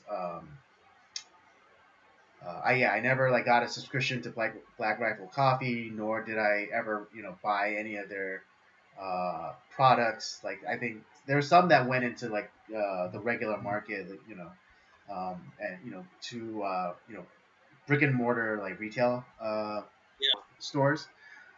But I never bought it, and I love coffee, and I love coffee so much that I stopped going to Starbucks because of all of the horse shit that they're getting into. yeah. And that's all I did. I didn't make a stink about it. I just like I dusted my hands, like it's all good. Thanks for the coffee, but I'm done. And I started. I have tried as much as I possibly can, where companies like on either side are trying to make this like, oh, we're for like this side, we're for this side, or like they're trying to make like a political statement on either side. It's like I don't give two fucks about Right, that. it's like, just You sell me make the a good, thing. do you make a good product? And honestly, like I don't care about like you don't care, about like my well-being. We care. No, you Yeah, don't. right. You No, you don't. don't. You care about my money. Right, And yeah. So all it's I like, care yeah, about is like you providing a good that is a quality product that I need, and that you sell it to me. That's all I care about. This fact, like the whole idea that like, you know, we're a company that cares. Oh, we're a conservative this or we're a leftist that. It's like I honestly like I could care less about that. I don't, and to be honest, I don't want anything involved with your products. Just fucking sell me the thing. I'll buy the thing if it's good enough, and then that's it. That is our transaction. I don't need anything else. Your advertisements, I don't need like your whole spiel advertisement wise. Just you make a good product, I'll buy it. right. Anyways, and so yeah, and I think they try to walk it back, saying like, oh no, yeah, I think they're saying that the reporter or whatever was taking some things out of context, but it's No, it was. like they promoted they promoted the piece like on their Twitter, like they shared the link to that thing, and shared it to every one of their followers. Yeah, the Black Rifle Um, Coffee guys like doubled down on that whole shit on that whole right, thing. and then there was also like the podcast stuff where they're talking about like, oh yeah, like the customers don't define our company, our products. Like, yeah, they do, motherfucker, because it's our money. Yeah, plus like one of the channels that I'm subscribed to, like, because he kind of like talks about like a lot of the cultural issues, and he's like, Mhm. yeah, like because he's kind of like me in that sense, where it's like, yeah, I'm not gonna just like buy into a company just because they claim they're conservative. In fact, because I really don't, I'm not obviously like he gets ad revenue, but it's like I'm not gonna just like just accept what they say. Like, do they make a good product? That's what I'm gonna sell. Like, if they make a good product, I'm gonna take their money. Like, it's something that I like. I enjoy myself, and I think it's doing a good thing. Great. but like he's like on the Black Rifle Coffee guys is like, it's like of course this happened. Like they were rhinos essentially, or leftists in disguise, and it's like this happened. And it's like, okay, well, he even reached out to like the Black Rifle Coffee guys and was like, and was saying, it's like, hey, like, this came out in the New York Times, like you did this interview, like, if this is not like, if you were taken out of context, so I'll have you on, you guys can like say your piece or whatever. And if I'm gonna ask you some like some tough questions.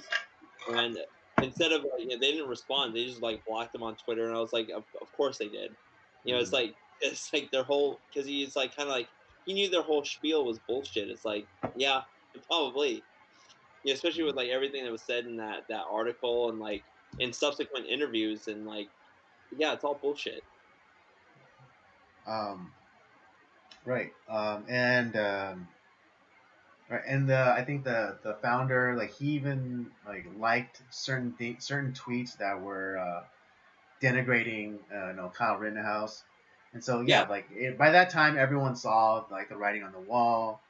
But just recently, Black Rifle, for whatever reason, put out this really peculiar ad, which doesn't even like bring up coffee until like the end or something. But What? Coffee? Coffee? yeah, but what is it? In Tropic Thunder, Robert De Niro's character, not Robert De Niro, Robert Robert Downey Downey. Jr.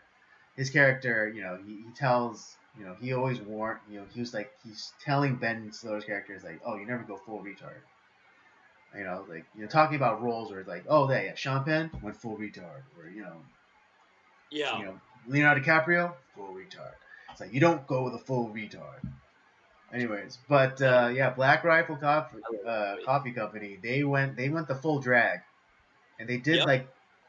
they did like this bizarre ad where they don't, yeah, again, they like, it's just like them in like men in drag and just being like the most cringe ever, just like, like the cringe parody of a gay person as possible, with the fabulous, and like with the, with the lisp and Oh yeah. everything, and just it Um, was hard, it was painful to watch, it was painful to watch. yeah, I was like, what the fuck is this shit? Yeah, it's just like, okay, like they essentially nuked themselves, like from like the customer base that brought them such prominence, and now they're courting the new customer base. It's like, oh, and interestingly enough, Black Rifle Coffee Company is now publicly traded. So now taking all of that into context, it makes There you go. total sense why they made this commercial, because they want to let everyone know that they're down for the cause, Oh as yep. it were. Yeah, I didn't know But that. what, but That what it, yeah, but what it really was is like they're after the leftist money. You that's know. why they went. That's why they did the New York Times article. That's why they said all the shit that they did. I Hmm. fucking guarantee it. Yeah, of course, because they were after that, that venture capital money. Yeah. Um, Jesus Christ. and so so they essentially they sold out their customer base to go after, I mean, all money's dirty, but this is more dirtier money. Yep. Yeah, because it cost them more than just stake in their company. It cost them like their customer base. Yeah. Yep. Yeah, because you think like a company that's called Black Rifle Coffee Company, do you think a fucking leftist is gonna drink that shit? Nope. Of course not. Right? Guns are devil incarnate. They're lefties aren't gonna buy anything with a boomstick on it unless they like rebrand themselves and just be like, and start calling themselves, BRC, Yeah. which likely is gonna happen. Which likely that's the new branding they're gonna go with, BRC. When you look at their logo, that's essentially what it is. Yeah, it's an AR. It's an AR. It's the profile of an AR. But they're No, gonna they're gonna but they're I'm, gonna I'm ditch. No, Was because it? I no, I'm telling you this because I know because one of the in NASCAR they do sponsor one of the Xfinity teams, and Hmm. it's not a they don't show the right at all. It's just BRC. Ah, I see. I see. Yeah, they changed their logo. They changed their logo about like 2 or 3 years ago. Oh, did they? Yeah, Okay. because they sponsor like I to be honest, the guy that like drives the car actually he's one of like he's a driver that I do enjoy, but like Mhm. they I was like oh wow like I was like what the hell is that, like that logo, and I was like that's Black Rifle Coffee, like that's not their logo. Like oh they changed it, Mhm. so they had like with everything that we know now it's like oh they had this like in mind years ago, Right. so they knew exactly what they were doing. But like I Yeah. said, all this shit's connected, dude. Like it's crazy. Yeah. Patterns. Patterns. If you can see the patterns, then you'll never be surprised by the future. And I'm not pulling like a Charlie Day or a Beautiful Mind or some shit. Like this is just Yeah. like Right. Pepe there's Sylvia. pain. Pepe Sylvia. Do you realize that what he was trying to say was Pennsylvania? Yeah. Yeah. It's like, yeah, I just kept getting these letters from Pepe Sylvia, Pepe Sylvia, Pepe Sylvia. Yeah, I mean, but yeah, seriously, I mean, we kind of we mentioned it before, but like, when we're talking about like debate stuff and like our strengths, yeah, Robert's really good at pattern recognition, and if you work on your pattern recognition, you'll never be surprised by the future Yeah. because you'll be able to see it coming a mile away. Well, should we get into the movie review? By all means. Anyways, get into the synopsis. I'm gonna take a quick break. I'll be right back. All right. Yeah. Yeah. Tonight's movie review, of course, to remind everyone, is The Night of the Hunter, starring Robert Mitchum and what's it? Shelley Winters, Lillian Gish, Peter Graves. Also is in this movie, although very briefly. Let me see who else.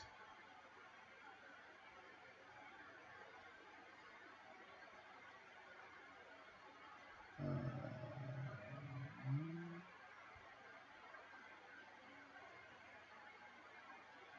I don't recognize any other names, but maybe Robert will. But anyways, let's get into the synopsis. The Reverend Harry Powell is a religious fanatic and serial killer who targets women who use their sexuality to attract men. Serving time in prison for car theft, he meets condemned murderer Ben Harper, who confesses to hiding $10,000 in stolen loot. Released from jail, Powell is obsessed with finding the money, and he tracks down Harper's widow, Willa, and her two children, John and Pearl.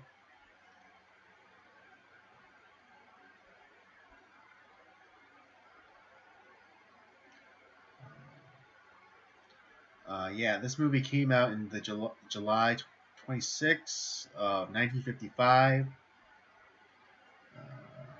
Adapted from a book also by the same title, Night of the Hunter.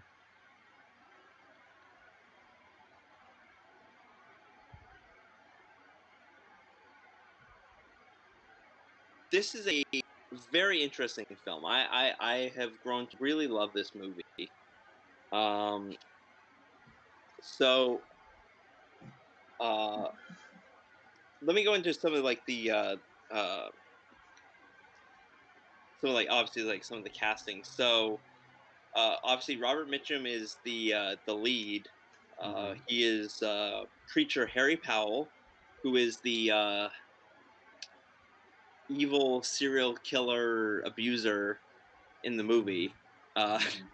And do you want to know who was initially like thought of to play this role? Do tell. Well, initially, because this was a passion project of the director, which was Charles Lawton, who is a very famous actor. This is in this is actually the only movie that he ever directed. He had been acting forever, and he had this is our second film that we've done of an actor turned director who essentially never directed again after the movie did not do well. We did that with One Eye Jackson, Marlon Brando, but initially this story and the rights of it came to Charles Lawton. He wanted to play Harry Powell, and they're like, that's just not going to work. You're too old. We don't think you're going to fit the part.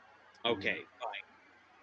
They were looking at Gary Cooper, who had played in High Noon, prior to the Yankees. Thank God that didn't happen because that would Wait, not who? have worked at all. You know who Gary Cooper is? Oh no, I thought there was another person after Gary Cooper. Oh no, there is. Uh, Okay. there was John Carradine, who I actually think would work pretty okay on that one. And here's the one that blew Wait, me away. is that David Carradine's father? Yes, Okay, just checking. yeah. But here's the actor that blew me away that they were looking at. Laurence Olivier. Whoa, no way. Yeah. I was like, no fucking way. That would no, why would Laurence Olivier want this part?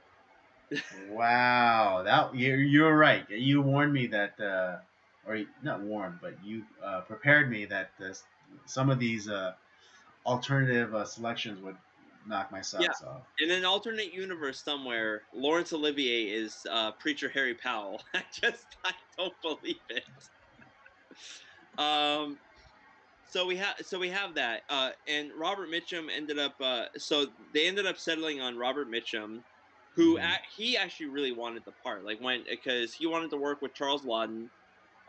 He respected him a lot, and when he had auditioned for the role, the director described the character as a diabolical shit. And Right. when that was said, is Robert Mitchum raised his hand and said, "Present." And I diabolical shit. I can't like think of that. anybody else that could have pulled this role off. Maybe Kirk Douglas, but I can't imagine anyone other than Robert Mitchum playing this part. Right. I don't know why, but especially with his southern drawl, and him playing a preacher, it just works so well. Oh, it's so perfect. Yeah. Then obviously we have Shelley Winters, who plays Willa Harper, the widow, the mom, and we know her. We've done a movie with her before. That was Lolita, but she's been in a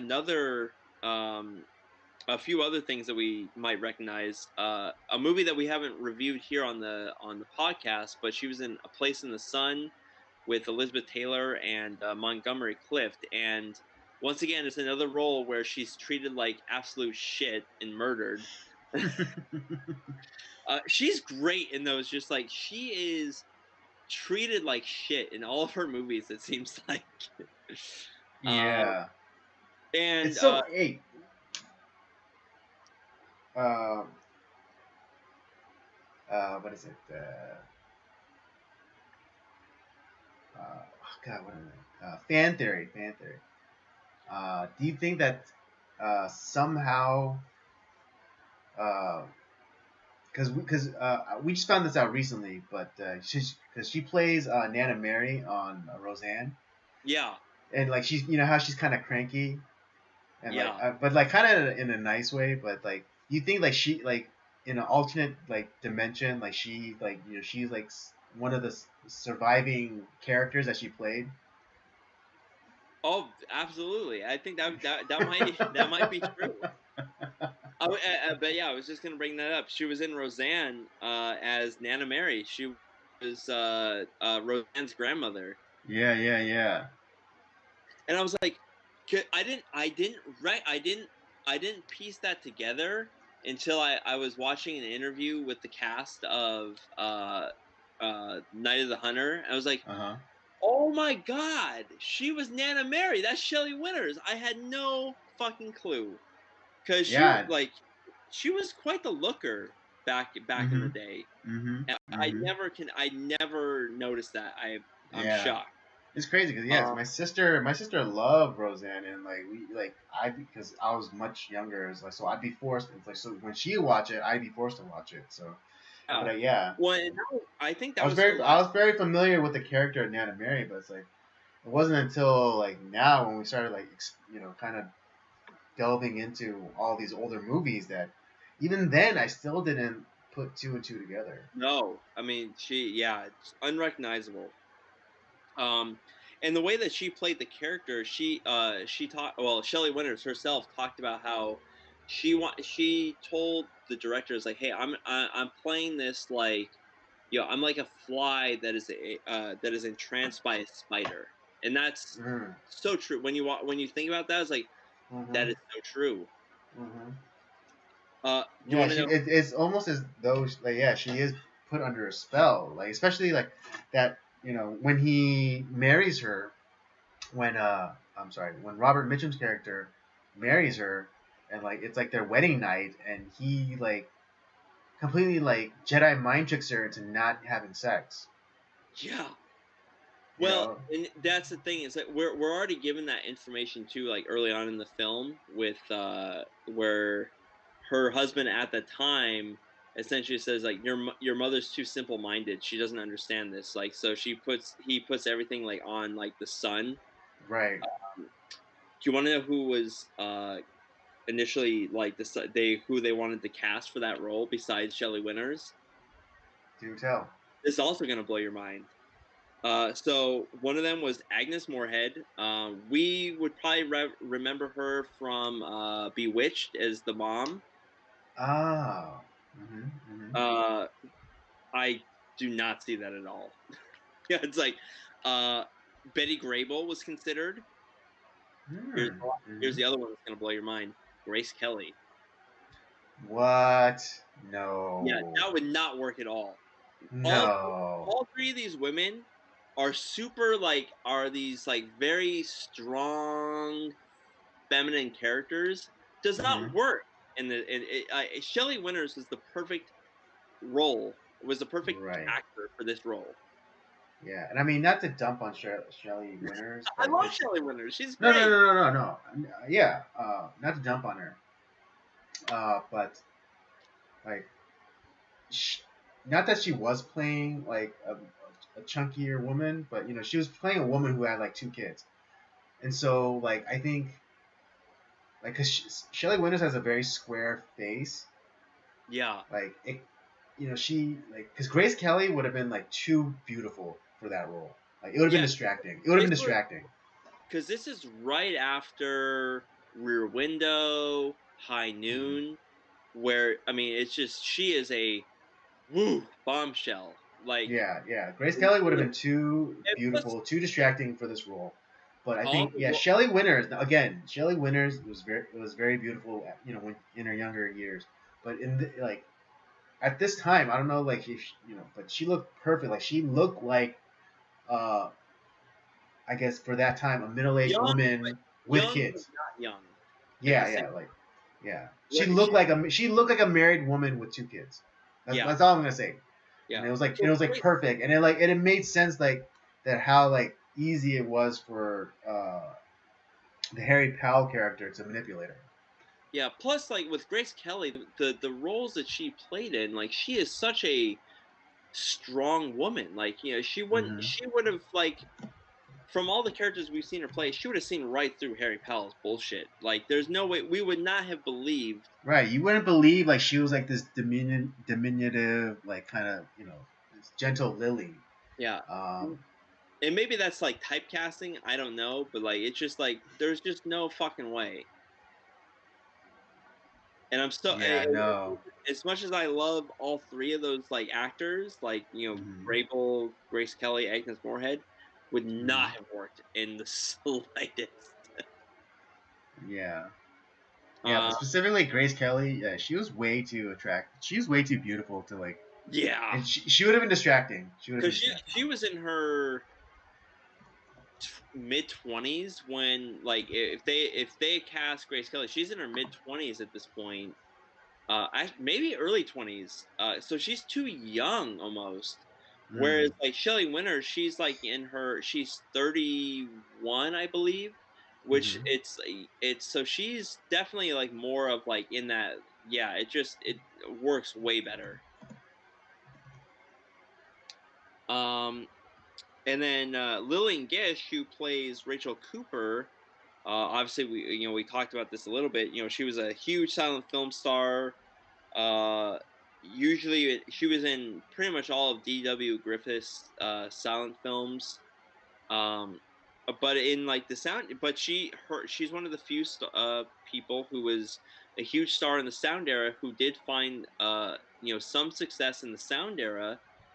She was in another movie in '46 called Duel in the Sun, which I have not seen, and then she's in this.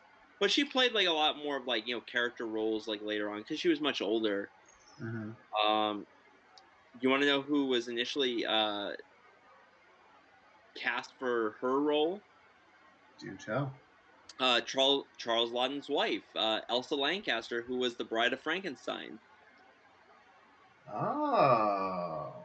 Yeah, and Okay. but Elsa turned it down, Uh-huh. and she actually because well, I'm going to talk about this a little bit more, but because through the study of what Lawton was trying to do for the film, his wife is like, you need to talk to Lillian Gish and have her in this role. That's Hmm. how, yeah, that's how she got cast. Oh wow, she gave up. She gave up the role so that Lillian Gish could have it, essentially. Oh nice. Yeah. Wow, So that's amazing. yeah, and then obviously our other like big main characters. We have Billy Chapin, who was the boy The John son. Yeah, Harper, John. who just recently passed away, 2016. So he's been he just recently passed away. Mm. Sally Jan Bruce, who is Pearl Harper, who is still alive. I think she's the Hmm. only living actor from this film, and a character actor James Gleason, who is Uncle Bertie. And those are Hmm. really big main characters. We have I forget what her name is. Just uh, I really hate that woman who ran the ice cream shop or whatever the sweet shop or whatever. Oh Oh, yeah. she's awful. I really hate her character, but Uh, that's great e- e- acting. I yeah, really hate her. Evelyn Varden. Thank you. Yeah, Yeah, I see. It's so funny. I see Spoon, and yeah. she and her and Yeah. her husband like ran the ice cream parlor. I see Spoon. Oh, she's awful. Actually, to be honest, and I'm going to talk about this a little bit more. I actually think she's more evil than Robert Mitchum in this movie, but that's just me. Well, I don't know about evil, but she was more She's of an awful. annoyance. Yeah, but she's more of an annoyance. Um, like when she was like when she was trying to set up Willa and Harry Powell, and she was like talking about like, oh, like how it's not proper for a woman to have like urges or whatever. Just like. Oh yeah. Oh well. Like I said, I actually have because I wrote down like some like topics of discussion for the movie, like some Mhm. questions I have and like some themes that I saw that Mhm. we'll talk about with her too. But like what I was saying is that Charles Lawton, he was a really famous actor. Mhm. Um, obviously like and he was in his 50s, like so he was born at like the turn of the century. Had done Mhm. some silent stuff. Had been in like a lot of big talkies as well, Mhm. and he was kind of essentially like he had come across this novel, and it's like, wow, this we have got to make this into a movie. Like he was super passionate about this, and he was trying to sell it all around Hollywood. He wanted to be the star of the movie, obviously, Mhm. and it's like, well, Dude, did no, he play Quasimodo? yes, yes, he did. Ah, okay. That's him. Um, Mhm. and but he was super passionate about this, and like the production companies he was trying to sell it to was like, you're too old, you can't play this part.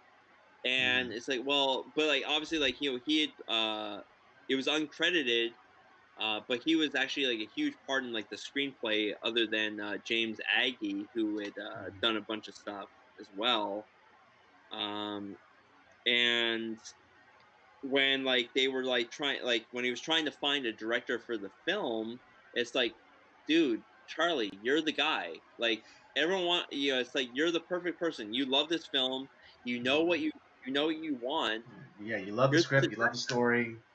Yeah, it's like, and he was so like, no, I can't be the director. Yeah, he was, unlike Brando, who was just so full of himself. Like, Mhm. Charles Lawton was like the complete opposite of that. He was like, no, I can't, no, I'm not the guy. But he ended up like really like buying in. It's like, yeah, okay, I guess I'll do it. And he was so unsure of it. Like, the actors like at a point like where he was like, "Hey, did I do this right? Is there, do you think I should do something different?" And like they would give him like some notes, and like after a while, it's like, "No, he's doing the right thing." It's like, so they would stop giving him notes because he was so damn unsure of himself. It's like, he's doing a great job. Like, we Mhm. just shut the fuck up, and like Yeah. Just we just direct the let him do movie, you his thing. idiot. Yeah. Um. So to prepare for this, he wanted to bring back like some of the great aspects of silent film.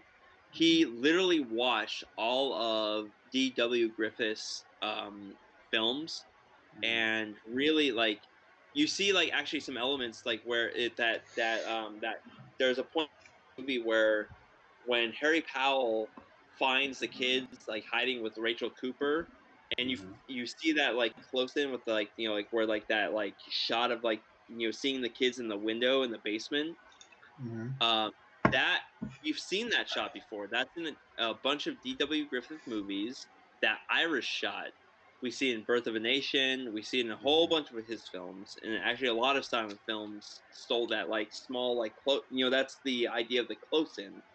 Mhm. um and that's actually kind of like how you know I really think that's how Lillian Gish ended up being cast for this film, is Mhm. because you're looking at all of D.W. Griffith's film, and his wife, who would like, no, I'm not going to play this role, but you should look at her. She's like, if you want to like bring back the greatness of the silent era, there's your silent star. Like, that's she's the one. And she had already done like some like talkies, so like it's not like she has like this horrible voice that can't be like used in a film. Right. um and I think like the movie that she was in, like she won like a bunch of Academy Awards, um which was Duel in the Sun, which is a movie that I actually really want to watch because it has a lot of great actors in it.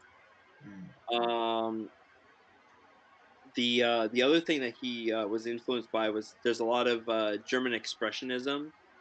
So you see like a lot of those like kind of really like what we would see, title is like artsy like kind of shots. Mhm. um and you see the movie in a couple different ways, because you kind of see it like from the perspective of like the not only like from the kids, like where you see it kind of like from the kids perspective, so like certain things look bigger and scarier in certain Right. Yeah, ways. and like angles, like when Yeah, there's like like a when like shot of like Harry Powell, of, like when like looking up at him, that's obviously from the perspective of the child. which is also which but this is all that is also a silent film thing, the German expressionism. We've seen it That's in right. Metropolis. And Metropolis. Hmm. yeah, you also have so there those are the influences in the movie. The In post production, like a lot of the editors were like, they're telling Charles Lawton that it's like it's too arty. And it's like, and he was so pissed at like that statement. He was like, he ended up giving the guy like a whole like 1 hour lecture on like what on like what art is. Uh-huh. And but unfortunately the guy kind of went into when because the movie did not do very well in the box office, he kind of Mhm. went into a depression. And he never he was supposed to direct actually a couple other films, but because this one didn't do well, didn't get the funding for those other two films, and those kind of fell apart. And he didn't never directed again, which is kind of a shame because this is one of those things like all the actors wanted him to direct. They were super excited. This was a fairly smooth production, and Mhm. the guy definitely poured himself into this movie. And I would have loved to have seen another Charles Lawton movie because this is really great. Mhm.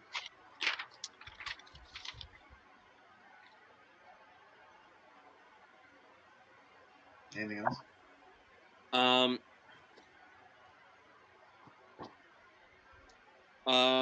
so that's all I have on like obviously like all the kind of like the stuff, kind of the story of the movie. So we'll get into some of the Behind actual. the scene. That's all the behind the scenes stuff, just the stuff that I found was like super interesting.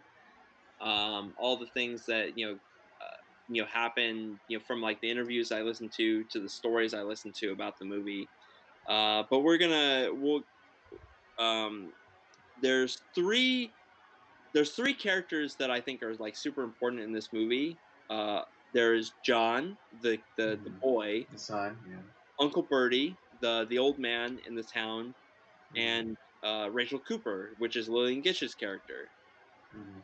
These are the only characters that initially saw through all the charms and wizardry of Henry Powell. Everyone else bought into his Ah. Mhm. everyone else bought into his story. Right.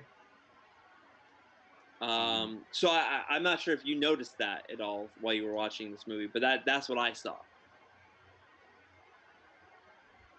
Right. Yeah. No. That's a good point. I mean, I didn't. Yeah. At the time, I didn't notice it, but since you mentioned it, you're correct.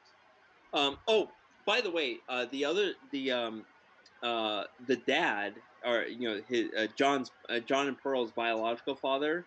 You know who Mhm. that actor is? Yeah. Peter Graves. Yeah. Okay. Okay. Well, we're gonna do another movie of his where like it's Stalag 17, which is another young movie of him in his young age. But Mhm. he's for that 5 minutes he's in the film, he's great. Yeah. Um, I actually thought of like he's not a good guy. He obviously killed some people to steal that money, but Right. then to put everything that he put on his son, uh, Mhm. like he Oh, did, is really awful in a lot of ways. I do. Yeah, I do want to make a point about the the end scene, but I'll wait a little bit. Oh, I also have a point on that, and that's one of my questions I'm going to ask you, Andy. Okay. But first, I mean, do you want to address it now, or do you want to go a little bit? let's address it at the end because I have a Okay. few other questions I want to get to first. Hmm. So my first question is, uh, who's Uncle Bertie? What are your thoughts on him, by the way? Right. Yeah. It's like, He has is an interesting he backstory that we don't. right? Uh, because there's no interaction between. Well, it could be, uh, John's uh, father's like uncle, so he could be like more like a great uncle, um, Do you or think it could he's related? potentially, but then Oh, he could also be a relative on his mom's side, but that doesn't really hold any weight because they don't have any interaction in the movie. Or see, I had a completely different thought on Uncle Bertie. Is that he um, is well, I have more theories, but Oh, well, okay, well, here's my theory on Uncle Bertie, is okay. that because he's an outcast in the town, nobody Hmm. talks to him. He's by himself.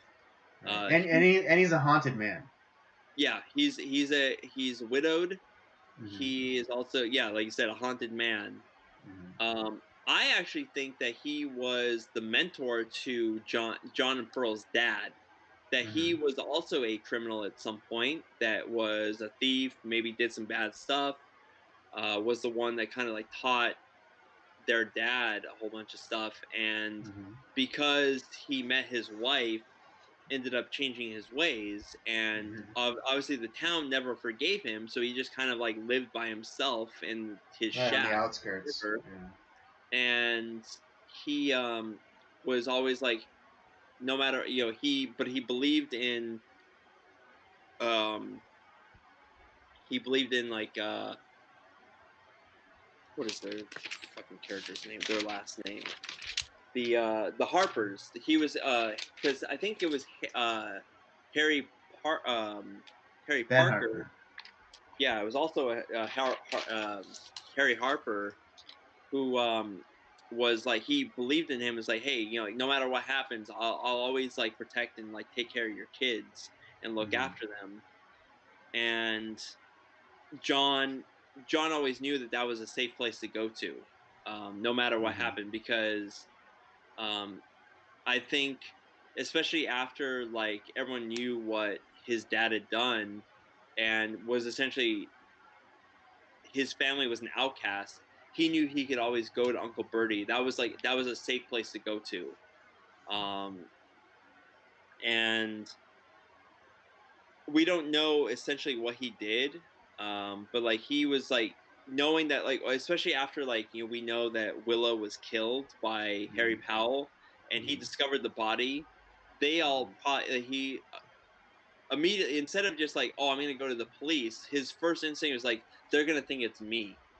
And Right. Well, I I don't think necessarily like, think it's because of his supposed reputation as a thief, but maybe like there was his wife died in an accident, but the townspeople think that he did it, although they weren't able to prove it. right, that's what I'm thinking. Like, yeah, I really think that Yeah, but like I don't. Yeah, but I don't necessarily think that the father Ben Harper was necessarily a thief, or at least he wasn't a career thief. Um, at least this is how I'm interpreting. I'm interpreting like the opening scene of him like coming in, with the cash and being shot and all that. I think that was him. Like I think that was him being desperate. Like for whatever reason, like the farm didn't like yield enough crop for the season, or he lost his job, or like I think this takes place like kind of like within the time of like the Great Depression. yeah, it's in the 30s. Yeah, so yeah, I don't think he was necessarily a career criminal, but just someone just uh, driven to he was a desperate man. But although I don't think even still, I don't think he was a moral person. But I don't necessarily think that he was a career criminal. Okay, yeah, I just, but to me, I think Uncle Bertie was a fascinating character, um, at the very least. Hmm. Um, Yeah. Uncle Bertie is he was unique because you don't get much from him. Although I think maybe you might be able to infer that he used to uh, be a sailor, like not necessarily ocean, but like riverboat. yeah, Because he still kind of looked like he had like a hat worn by yeah. yeah, So and like he lives basically on a houseboat, or at least when we see him. true. So yeah, Maybe, I think yeah, huh? maybe it was Popeye. Maybe yeah, maybe um, he was a river Popeye, but no, so there was that. The other thing that like I think this movie like really talks about too is like, we have, really like, we see three different types of Christians in this movie. mhm, We see like the kind of like the evil cultist type in like Harry Powell, who mhm, um is most likely a serial killer, because mhm, they're the opening scene, like where uh he's leaving one town, and like the kids discover a dead body, mhm, um but then he obviously kills Willa, and I think it's mentioned that he actually like later in the movie, like towards the end of the movie, where he had actually killed many more like victims in the same Right. way. Yeah. Actually, yeah. Like when that mob kind of goes after him and they keep shouting Bluebeard, Bluebeard. I actually looked that up, and that was actually like that time period's version of like a Black Widower, a man that would successively go and like target widowed women and or women with children and like and take and steal and take from them. Do you okay? Here's another thing I'm just thinking of, like based off that saying. Do you think that because in the case of like the Harpers, he killed their dad and came and like married their mom and all that stuff. Do you think that not only did he kill the women who had money, but that he had killed the husbands before and like and then came into life? Did he kill Ben Harper? Because from what I recollect is that that he was executed by the state. Was that the case? Like Yeah, because he was sentenced to be hung by the neck until dead. I remember. oh, you know what? You're right. You're Yeah. So, but and he absolutely just right. and yeah, and just it just kind of like happenstance that them two were set put in the same cell together. At least for Ben Harper for until like his execution date. Damn. Okay. I actually thought that he had killed Ben Harper or the as well, Mm, and that that would like it kind of like it leaves that opening, mm.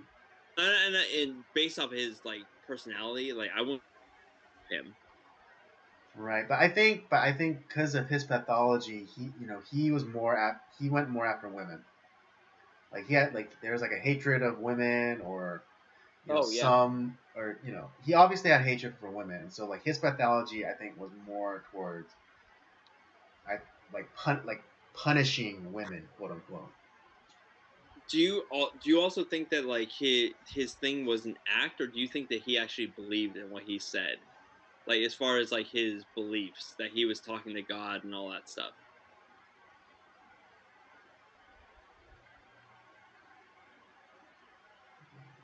I'm gonna say yes, only because the opening scene where we're introduced to him, he actually does do like that conversing with God thing. Yeah, that was kind of like my thought too. It's like, so he's just a crazy psycho. Yeah. Um, and then you have the whole thing with like the love and hate on his hands, Hmm. which I thought was just like, man, that's a great touch. Hmm. Because Yeah. and this goes back to like what we were talking a little bit last week. It's like, yeah, The Simpsons definitely like were thinking about Robert Mitchum when they created Sideshow Bob, because there's another episode I think where Sideshow Bob does have like the love and hate on like tattooed on his hands. Yeah, that was the Cape Fear inspired one where like he's doing like he's doing the bench press, and like on one hand says love and on the other side is hate. Yeah, so they were definitely thinking of the Night of the Hunter and that. Yeah, no, exactly. And like yeah, if you go and watch that episode and you like pause on Sideshow Bob's face, there's some angles where they had to have did like a redesign for Sideshow Bob to make him look kind of like Robert Mitchum. Yeah. Um. So we have kind of like the evil cultist and like Harry Powell. We have the judgmental busybody and Icy Spoon, who Hmm. to be honest, I really fucking hate her character. She's awful, Mm. but that's Yeah. good acting. The Right, fact right, that right. Like the yeah, hallmark. Yeah, for me, the hallmark of a good actor is like if you can make me hate you. yeah, yeah. If you make me love you or hate you or like have like emotional reaction where I'm like Hmm. where you like just hate the character or love the character or whatever about the character, if you make me Hmm. have feelings, you've done your job. Right. And she's awful. Oh, she's like I've met so many like Christians like this. I'm just like, I fucking hate you. You're terrible. You're an awful person. You think Hmm. that you're a good person, but you're not. You're a terrible person. Right. Yeah, she's a busybody and like a bit of a gossip. And Yeah. Yeah, and she's like you know, and she like yeah, she like you know puts on the airs of like you know of Christendom, where it's like, oh, you know, God bless you and bless your heart, and you know, like the Lord surely sent you know you us to you know to for our benefit, and you know all that jazz. she's Mrs. Lovejoy. Oh yeah. Like, For think another of the Simpsons reference. children. Yeah, for another Simpsons reference. And then Yeah. you also have kind of like the flawed but loving, true believer in Rachel Cooper, who, Mhm. it's only like mentioned in passing that she has like a child who like doesn't talk to her Yeah, anymore, a biological child. but like she has all these other like outcast kids that she's Hmm. taking care of. Hmm. Maybe is like kind of like, you know what, I messed up when I had the chance with like my real kid. Hmm. So I'm gonna make sure that yeah, I'm gonna try to make some sort of like recompense with like She's gonna find redemption in bringing up these other kids, right? yeah. Well, and Charles Lawton also described this movie as like a fucked up Mother Goose tale. Yeah, that makes sense. Yeah. Um. Yeah. So there's a lot of that, and the whole idea of there's this kind of theme of it's talked about in like in the intro and like throughout the film through the narration of Rachel Cooper of like children abiding, kind of like the Hmm. dude in The Big Lebowski. Right. The dude Uh, will abide. but like that's kind of really the theme of the movie of like these kids that are dealing with like these horrible tragedies, Hmm. and yet they are able to kind of like endure through like the pain and the trials. Hmm. Um, because it was, and I'm gonna get to this because kind of like the question that you were wanting to ask. Because at the film's beginning, we have Ben Harper who essentially he's running away from the police. Has enough of a gap to like tell his son like, "Hey, I'm giving you this money, to hide.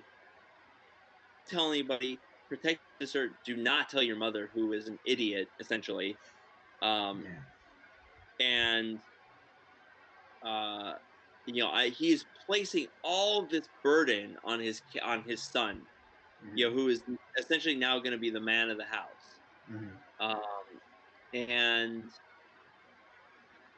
it's kind of like when his dad is being like arrested and kind of beaten up by the cops, he's like, no, don't, like, he's hurt by it, because he loves Hmm. his dad. Right. um and when I first watched this film, I was like, at the end, like after Harry Powell is getting arrested, he has kind of like another like reaction of almost similar to like what his dad would. And I was like, what, he has feelings for this guy all of a sudden? And and I argued, no, that's not what's happening. um but I want to ask you, what do you think that John's reaction as when Harry Powell is getting arrested, what do you think that means? Like, why does he react in that way? Okay. Well, I think what is happening is that John is has some sort of PTSD, and he got triggered. Seeing another man being arrested, kind of in a similar fashion as his father, and so him seeing that, it triggered that, and so like, and then I think like he came to a point where what is it? He res- not resented. Okay, let's just say resent. He resented money, and so he like him finally beating him with the doll, and you know giving up that money was like his way of like unburdening himself. I agree with you in part, because Okay. here's what I think. Yes, I do believe that like the burden of that like stolen money Hmm. was too much for him to handle. Like, and Hmm. because essentially like Ben put this entire load on his young son, Hmm. to handle all by himself. The townspeople treated him like shit. his maybe not his mom. His mom essentially became like an absentee like mom. Mhm. Um, he's carrying out. He's essentially becoming like the dad to Pearl, Mhm. and he has to deal with like the just busybody and Icy Spoon and homicidal maniac in Harry Powell, who's Mhm. only after the money, and he's having to like kind of like essentially become like he's losing his childhood, and I think like what he after his because all this happens after he meets Rachel Cooper and like who is essentially becoming like his new mom in a lot Mhm. of ways, Mhm. and after he doesn't necessarily trust her at first, Mhm. but I think he starts to like, oh, she actually is like I can trust her because he is a very perceptive kid.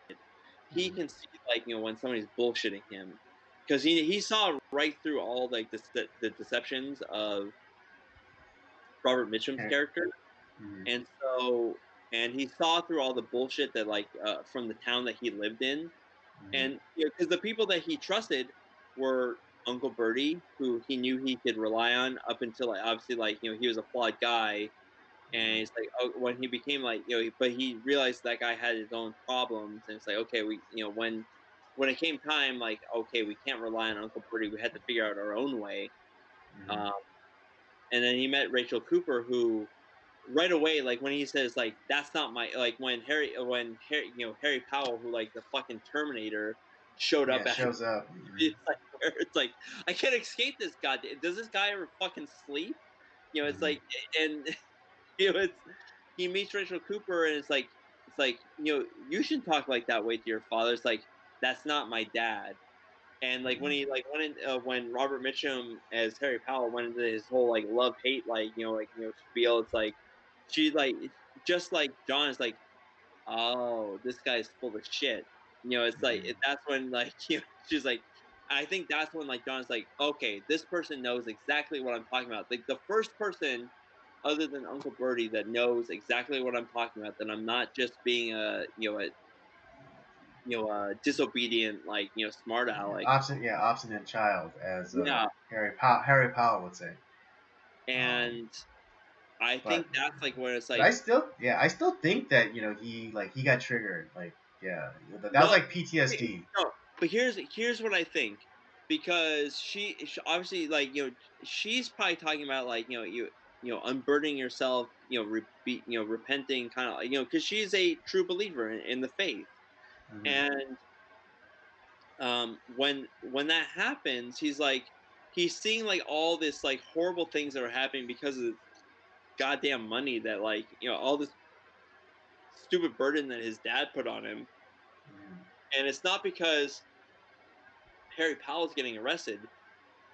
I think he would have been fine if that guy was dead, but it's just like Mhm. this money. I can't handle this burden anymore, and it's like just take the down and like I don't think he was like mourning over like what Harry Powell. Yeah, Uh, no, yeah, yeah. you Don't know, get it twisted. Like, I'm not. Yeah, he is not. Yeah, I didn't mean like he was being triggered because he had like this great affection for Harry Powell. No, it's like a similar way that this guy is getting arrested. It triggered a memory of his dad getting arrested, and it's like, and then but then coupled with like, him having the burden of knowing about this money and where the money is, he just kind of like finally snapped. Oh no, but I see it more as like it's like had this money not been in our possession, this Mm-hmm. this horrible monster would not have been in our lives. My mom would be alive. We would have like a good life. Like my Mm-hmm. dad would be alive. My mom would be alive. Pearl and me would live comfortably. Yeah, we wouldn't have money, but we would be happy. And Mm-hmm. because I think that they may have had a happy life before that. Um, Right, and I think and I think and that's that's like what the message that Lillian Gish's character was trying to say. Like, children will abide. Like, it doesn't matter, if you're rich or poor, because children don't understand the difference anyways. So but what they will know is what they will notice is like if they're laughing if they, if their stomachs are full, or if they have a roof over their head. That's all that really matters. Yeah. And I think that's what she was talking about when she was talking about like children will abide. It's like children, yeah, children don't give a fuck about money. They, you know, because they don't know because they can't tell the difference anyways. Um, so those are like some of the important things about the movie. I had to say, Robert Mitchum's performance in this is top tier Robert Mitchum. He is Oh so good yeah, in the movie. yeah, Uh, he's so fucking creepy. God, yes, He's he like is he's so like great. peak Robert Mitchum creepy. Yeah. Uh, Great singing voice, by the way. Yeah, right. Although it is interesting, I want to note that when he makes his presence known, and Rachel Cooper, she stands watch with the shotgun all night, and Harry Powell's just out there singing, I forget what the hymn, everlasting arms. Yeah, leaning on the everlasting arms. Yeah, I think it's interesting that he was singing, leaning on the everlasting arm. But then to kind of to fight against that, she sang her own. She started singing along too, but she added Jesus, so leaning on Jesus. So okay, I'm glad you brought that up because I was thinking the same thing. What I thought about in that moment Mm-hmm. is the Garden of Eden with the Mm-hmm. serpent and God, and how the serpent twisted the words of God, and how like Mm-hmm. it sounds so similar, yet at the same time, like it's very different. Right. Yeah. Yeah. Yeah. It's interesting. This morning or yesterday, I watched this video by this creator, Bill Whittle, and he and another creator named Alonzo Rachel do this show called Virtue Signal. Hmm. Um, and Alonzo Rachel, like he's very uh, planted in scripture, and so like Hmm. Bill Whittle will kind of talk about morality more like secularly, but then Alfonso Rachel will talk about morality from the biblical side. Okay. And what is it? By the way, I'm alright. What was it? I think that would be a fascinating thing to listen to. Oh yeah, I'll send you the link. Um, Yeah. but Alonzo, he kind of brought up the vignette of the garden, and like the subject was talking about like how people, I forget, I don't remember exactly, but like kind of people coming up with like their own interpretation. Oh, it was about deconstruction. Um, right, it was about deconstruction and how it's like the serpent or Satan was the first one to do deconstruction, because what was the line in Genesis was, it's like, did God really say that you die if you ate from this? And immediately that's deconstruction. It's like it's no longer like this is what it means. It's like, oh, like God, God didn't mean that it meant this. God meant that it meant this. And so like yeah, because when you brought that up, uh, that scene, it sparked that memory. Yeah, I mean, it's just, I mean, maybe yes, it's just a movie. It's not obviously it's not using scripture per se, but like the idea that you have, you know, a great hymn, by the way, which I really do love this hymn, but like Yeah, yeah, the words are twisted just enough where it kind of just like I was thinking like, oh my God, this is a Garden of Eden moment. This is the serpent versus God right right. here. And it's amazing because like because Lillian Gish's character Rachel Cooper, she's like the devout like actual believer, Yeah, and so yeah, and she's invoking the name of Jesus for protection, as opposed to Harry Powell, who's just kind of yeah, it's like saying he's kind of like those people like, yeah, I do believe in a God, but I don't believe like that there's only one way to him kind of way. And so like the way he Harry Powell sings that hymn, he just he kind of talks about God, but he doesn't, invoke like uh, the truth, the word, which is Jesus. Right. And so like in a way he was trying to like kind of cast in a weird way. It's like it's a bit of spell casting, on both their parts because Harry Powell was kind of setting the spell, like saying like, oh, I have God on my side. But it's like, but then Rachel Cooper is more like is of the mindset like, no, you don't have God on your side unless you have Jesus. Yeah. Really, it just uh, I just felt like that scene was like, oh wow, like that just really like stood out to me. I was like, damn, that's crazy. And Mm-hmm. I have to say, the whole movie though is really beautifully shot. Like you have, Mm-hmm. Oh, by the way, the majority of this was shot on a soundstage. I believe it. Yeah, it's it does have like it. Like I said, it does have that silent film look to it. Yeah, absolutely. Um, oh, and I think it was initially put out by United Artists too, which was started by Charlie Chaplin and Douglas Fairbanks, who actually really bolstered his career by making the silent movie. Was it The Mark of Zorro, which is a silent Yep, film? yep. Which is a great movie, by the way. Yeah. What I would you categorize this as a Christmas movie, given the ending? Yes, I would. I totally. Okay. I was once again, Andy. You and me, same page. Yeah, I was like, yeah, yes, we're big Christmas simpatico. movie.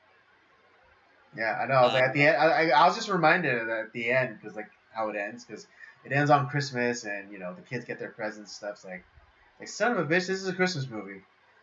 Yes, it is. Yes, Top to it is. bottom, Another great movie that like it's a horror movie, but it's a Christmas movie. right? But like to be honest, like even like the way that the movie ends, it's really like with the because it starts and ends with Lillian Gish's narration Hmm. about the situation and like the way that she talks about like children and like the way that like man they're so strong that they abide. Hmm. And it's actually like kind of it's a tear moment Hmm. because we kind of talked about like some of the stuff that we were dealing with today. Like children do go through a lot. There's a lot of Hmm. horrible evil out there, yet children find a way to kind of survive through it somehow. And Right. Yeah. and biblically, like Jesus always talks about how like you know for us to be childlike and Right. to to be how like children like can possess they are important and that they have like the key to heaven. And Hmm. that's that's exactly what I was thinking about when I was watching this movie Hmm. is because we're seeing this through John and um Pearl. John and Pearl's like eyes. Hmm. And it's Yeah, just their really perspective. like yeah they're dealing with so much stuff that they don't even understand, and Hmm. yet they're not like cowering in a corner. They're just dealing with it. And Yeah. I totally thought about like the whole idea of I was thinking of some of the biblical ideas in this movie. I'm just like, god damn, this movie is so freaking deep. And Hmm. that was kind of the idea, like where even like Charles Lawton, when he was directing this film, he would share like they were talking about like he would share scripture and it's like, hey, we're talking about the scene, and he would read like parts of scriptures like this is what I'm talking about, like for this like scene, this is what I'm thinking. And Hmm. I was like, of course he did. Yeah, because Mhm. it totally makes sense that he did that because you can see if for Christians you can see the biblical themes right away, Mhm. and one of the obviously Charles Lawton was dead when this interview was done, but one of his producers was saying it's like he essentially was like he was channeling Cecil B. DeMille, who was also Mm. famous for doing a lot of who was a Christian who did a lot of biblical epics that we Mhm. know of, Right. and Andy was a Republican. yes, yes, he was. But it's kind of like maybe I don't know about anything about like Charles Lawton's like his spiritual thoughts, but Mhm. the fact that Right. he's channeling a guy like DeMille, who Mhm. I know the guy has got to be a Christian. It's like, it's pretty obvious that he is. Mhm. Um, it makes total sense to me. I don't know if it was just an artistic choice or if it was like it was it, or if like he really believed in like what he was saying through it. But Mhm. damn, like you I want Christians like to watch this movie because there's so many biblical elements to it. Mhm. And you get to see like different like aspects of like people who proclaim Christianity, and you can see like the people who um the idea of people who are false Christians, and you see the people who actually really believe in this film. Mhm. um and you see it through like a multitude of characters, um and Right. Yeah. I mean, just to put a finer point on that, uh, what's her face? Icy Spoons and her husband, like they're like kind of like community leaders, and they were always like kind of be invoking the name of the Lord and stuff, but they were the ones leading the mob at the end. yes, they were total hypocrites. Total hypocrites. Like in some way, I almost like at least Harry Powell, as evil as he Mhm. was, he actually believed in what he was saying. Right. In a weird way, yes. It's like I'll give him credit for that. Like he's not like he actually believes in what he says. Yeah, Um, yeah. What is it? He's not. Yeah, he's not a reed in the wind. he's not a Going this way or hypocrite. that way. Yeah. He's not a hypocrite. He believes in what he says. He's Mhm. just a fucking nutcase. Mhm. But Icy Spoon, and you know what? I don't completely fault her. Her cucked husband, but Mhm. it's kind of like what we when we did Bone Tomahawk. Like her husband is essentially like the mayor in Bone Tomahawk, who had like literally no power at all. Yeah. Yeah. Where he was cowed by his wife, and you know, yeah, I get that. So if people saying like, oh, old movies only like the women act one way and the guys are all powerful. Watch this movie because that's not the case whatsoever at all. This is yeah, exactly. Um, but man, I I was like you too. Like when I first watched this movie, I was like, it's good. I like it. I mean, like Robert Mitchum, I love as an actor, but I was like, it's not like the best movie. But then as and when I actually like really like really dived into this movie, I'm like, holy crap, this is a very very deep movie. And Hmm. it's still not like, oh, it's the greatest movie of all time. I'm not gonna proclaim that, but god damn, like it is so deep. And it's scary. It has a lot to say. It's Hmm. the characters are really like they make me feel things, and that's I was really shocked that this movie from 1955 make me feel like this. Hmm. I mean, I obviously like there are old movies that make me feel a lot of things, like Casablanca for one. But this is a at the time of when this was like filmed. horror movies are kind of like they were a genre B film. Like this would be considered a B film that nobody would watch in 1955. But Right, because yeah, I mean, yeah, and like yeah, the the monster movies like your Frankenstein's, your Dracula's, your Wolfman's, but yeah, and this would probably be like maybe a step above that because it's like actually dealing with like not necessarily supernatural monsters, but like more or less like everyday kind of evil. yeah, um, and it's like it's scary, but it has a lot to say, and Hmm. I absolutely love this movie. I don't know if like yeah for me like it went like I liked it to like now I love this movie. It's really good, and I'm Yeah, I mean, I'm with you. After subsequent viewings, my appreciation has only grown for this movie. yeah I mean I've been recommending it to like a ton of people. It's like dude, you got to watch this movie. If you like movies, this is a movie you got to watch because it really has a lot to say. Hmm. Absolutely. Anything else you wanted to add or need to say? Can't really think of anything else. Hmm.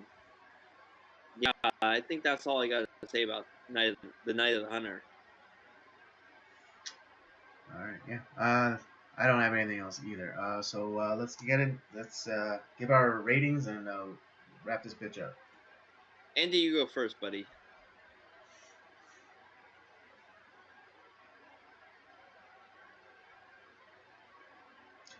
I'm gonna give this a 4.5. Now, did this when when I first talked about like us like reviewing the film, how many stars did it go up after you watched it again?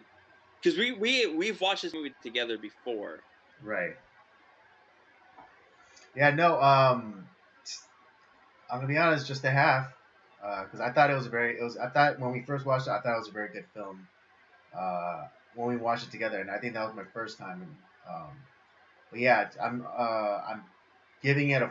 I'm boosting up a 4.5. I'm not giving it the full 5, only because, again, technical and yeah, I know it's a movie of its era, but some of the acting was a little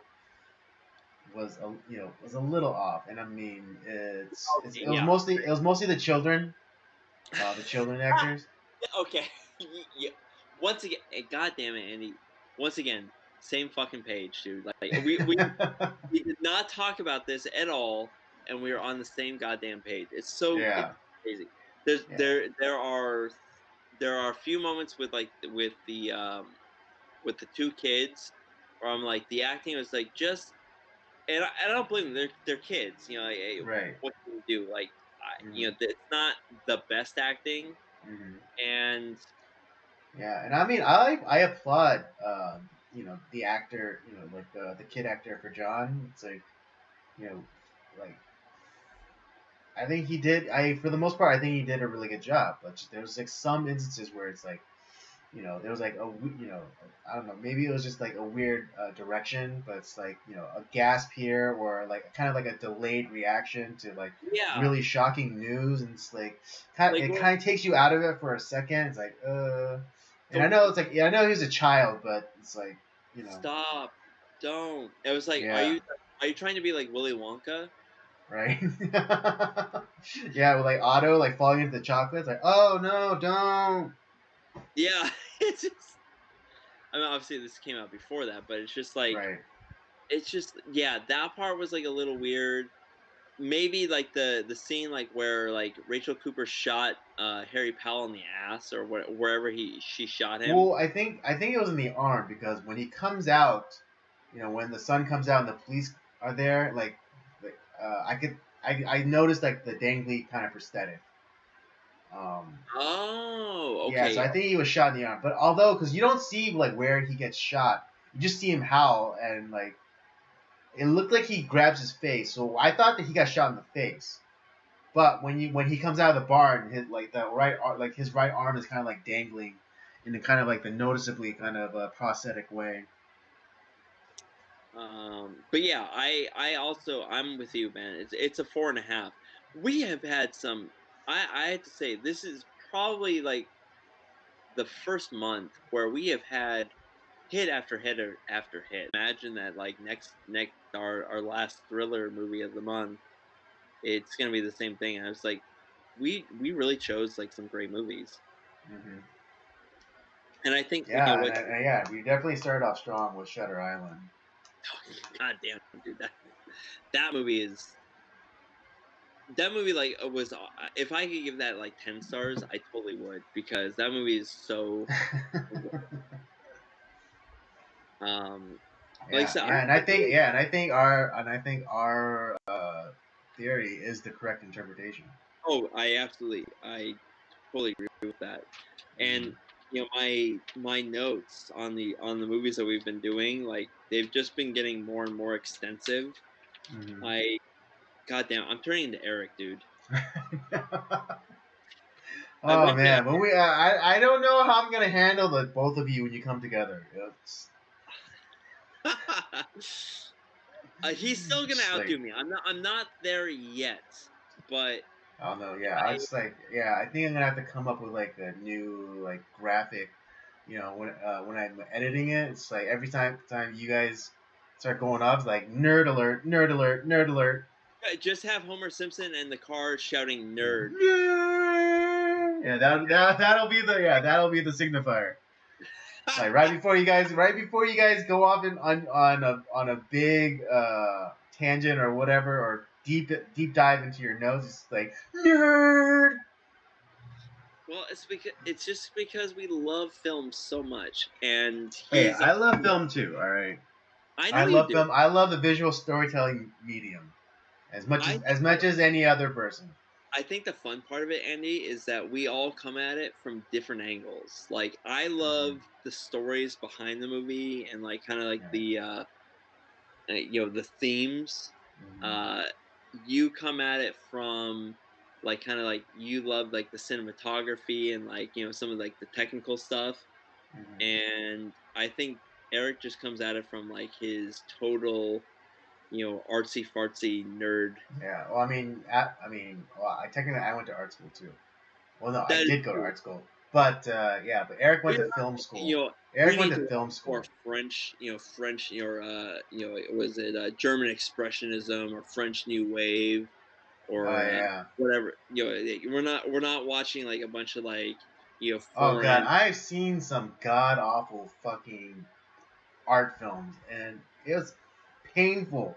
Every single one of them. Not like one of them was good. I I I just I know people love like David Lynch. I don't fucking get any of those films. his film, his stuff. I'm like, I people love this. I have no idea what the fuck is happening. I feel like I'm in a fever dream. Dude, you know what?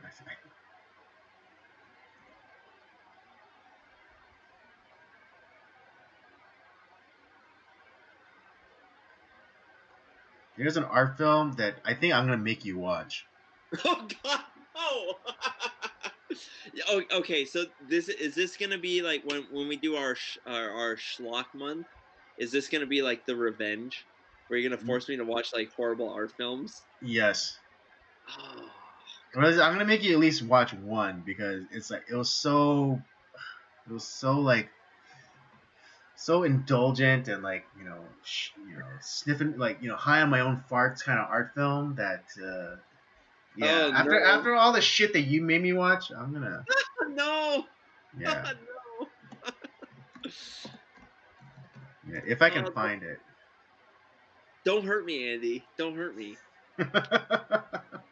The movies I made you watch out of love because I think they're good they're good in their own way.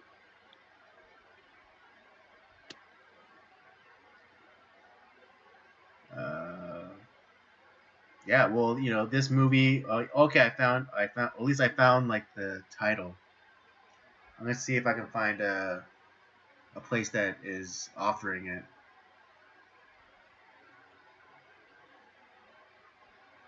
Now I'll do it for the podcast but I am not gonna be happy. What's the title? Because you won't be. Because I finished filling out the schlock what we're gonna do for schlock month Hmm. next year. Hmm. I have all the films we're gonna do for that. I found the last film yesterday.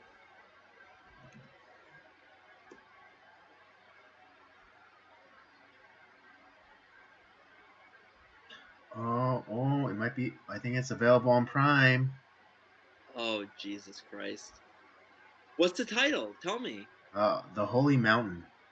The Holy Mountain. Oh Jesus Mhm. Christ! Sounds awful. Or is Oh, it it is. like what country is this from? What is it? The director and star is weird because it's like Alejandro Oh God! Jodorowsky. Gee. Oh no! But see, the movies I chose are out of love. Like we're gonna do like for Schlock Month, we're doing like Velocipaster, a movie actually titled Schlock, Yeah, but Birdemic, well, this one and is well, yeah, I know the ones that we're gonna watch for like the Schlock month is out of love, but oh, actually, no, I'm sorry. We're gonna do Manos, Hand of Fate, uh, Birdemic, uh, well, we're gonna do it on a 5 week month. Velocipaster, Schlock, that I'm looking forward to. and Pootie Tang. Pootie Tang. Which, to be honest, Pootie Tang is fun. I actually, Is that the Chris Rock one? is he in that one? I don't know if there's any like big actor in that, but it's fucking Okay. fun. It's really ridiculously funny. It sounds like. Yeah. I don't know. Well, maybe I won't make. Maybe I won't make you watch. Maybe we won't watch this for the podcast. Maybe I just make you watch this just because all the crap movies you made me watch before. Oh no, we're gonna do an artsy fartsy month. Maybe that's April. We're gonna do artsy fartsy April. Maybe. Okay. So you choose all like the horrible art films that you want to like torture me with, and we'll do that. Well, I mean, yeah. Well, I can only think of this one because it was like so exceptionally garbage that. Oh, just you know what? I'm gonna take the pain. Just choose all the horrible art films that you think are just god awful, and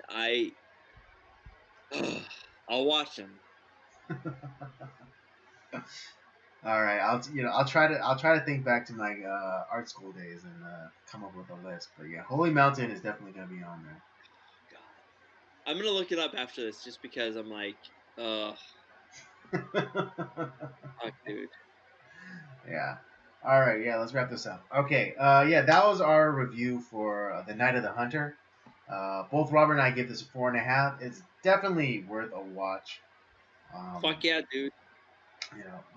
From Robert Mitchum's performance alone, it is worth it. Oh yeah, and Yeah, even all of like our even all of like kind of like the religious undertone stuff like notwithstanding, Robert Mitchum's performance is so that's evil. the reason. That's the so reason to watch this scary. movie. He's so evil and so scary. I mean, Mhm. he is the Terminator. He is the original Terminator. Yeah, exactly. I mean, like John's reaction is like, does this guy ever freaking sleep? Right? Yeah, no, exactly. Like they're on the run and like they're hiding out in a barn, and then you just kind of like on the horizon you see the silhouette of Robert Mitchum's character riding a donkey, and it's like Okay. singing that hymnal, singing that hymn, and yeah, John's just like, doesn't this guy ever Do sleep? you think that Robert Mitchum knew exactly where they were? Because he's always following them.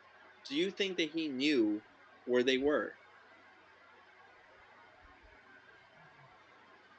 I not necessarily, but I do think he was trying to frighten them. Because given the times, no one's gonna object to someone singing a hymn, Yeah. even late at night. But he knows that that the children are gonna hear his voice and they're gonna be afraid. So it's kind of it's the shark fin. His singing is the shark fin. Oh, God, dude, yeah, it's like that. That I had to say that song was stuck in my head all freaking week. It's just like, and like I just hear it in Robert Mitchum's voice. I'm like, it's both like I really like that hymn, and I'm like fucking scared as hell at the same time. Uh, Next time we ever sing that hymn at church, I'm like, oh my God, I'm so I know scared. Robert is like, Where it's is like Harry Powell. Where's Harry Powell? Where are you? Oh, All right. Well, yeah, yeah. oh, yeah, great movie. You have got to watch this movie. It's so good. It's Yes. free on Tubi. Come on. Free What on are you doing? Tubi. Right, and Tubi's the one that actually has like pretty decent commercial breaks where like it like breaks at the right At spots. the right moment. Or Yeah. if you have the Criterion streaming service,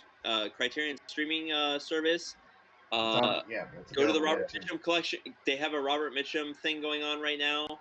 It's on there, dude. Watch it, and plus you get to hear interviews about the fucking movie and Robert Mitchum. It's great.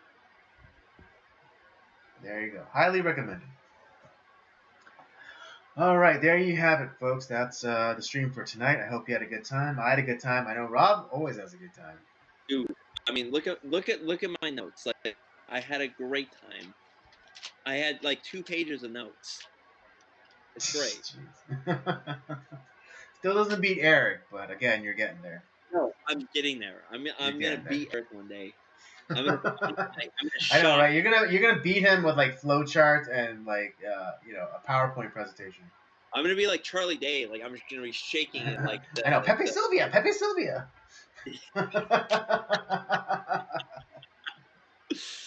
All right, folks. That's the stream for tonight. I hope you had a good time.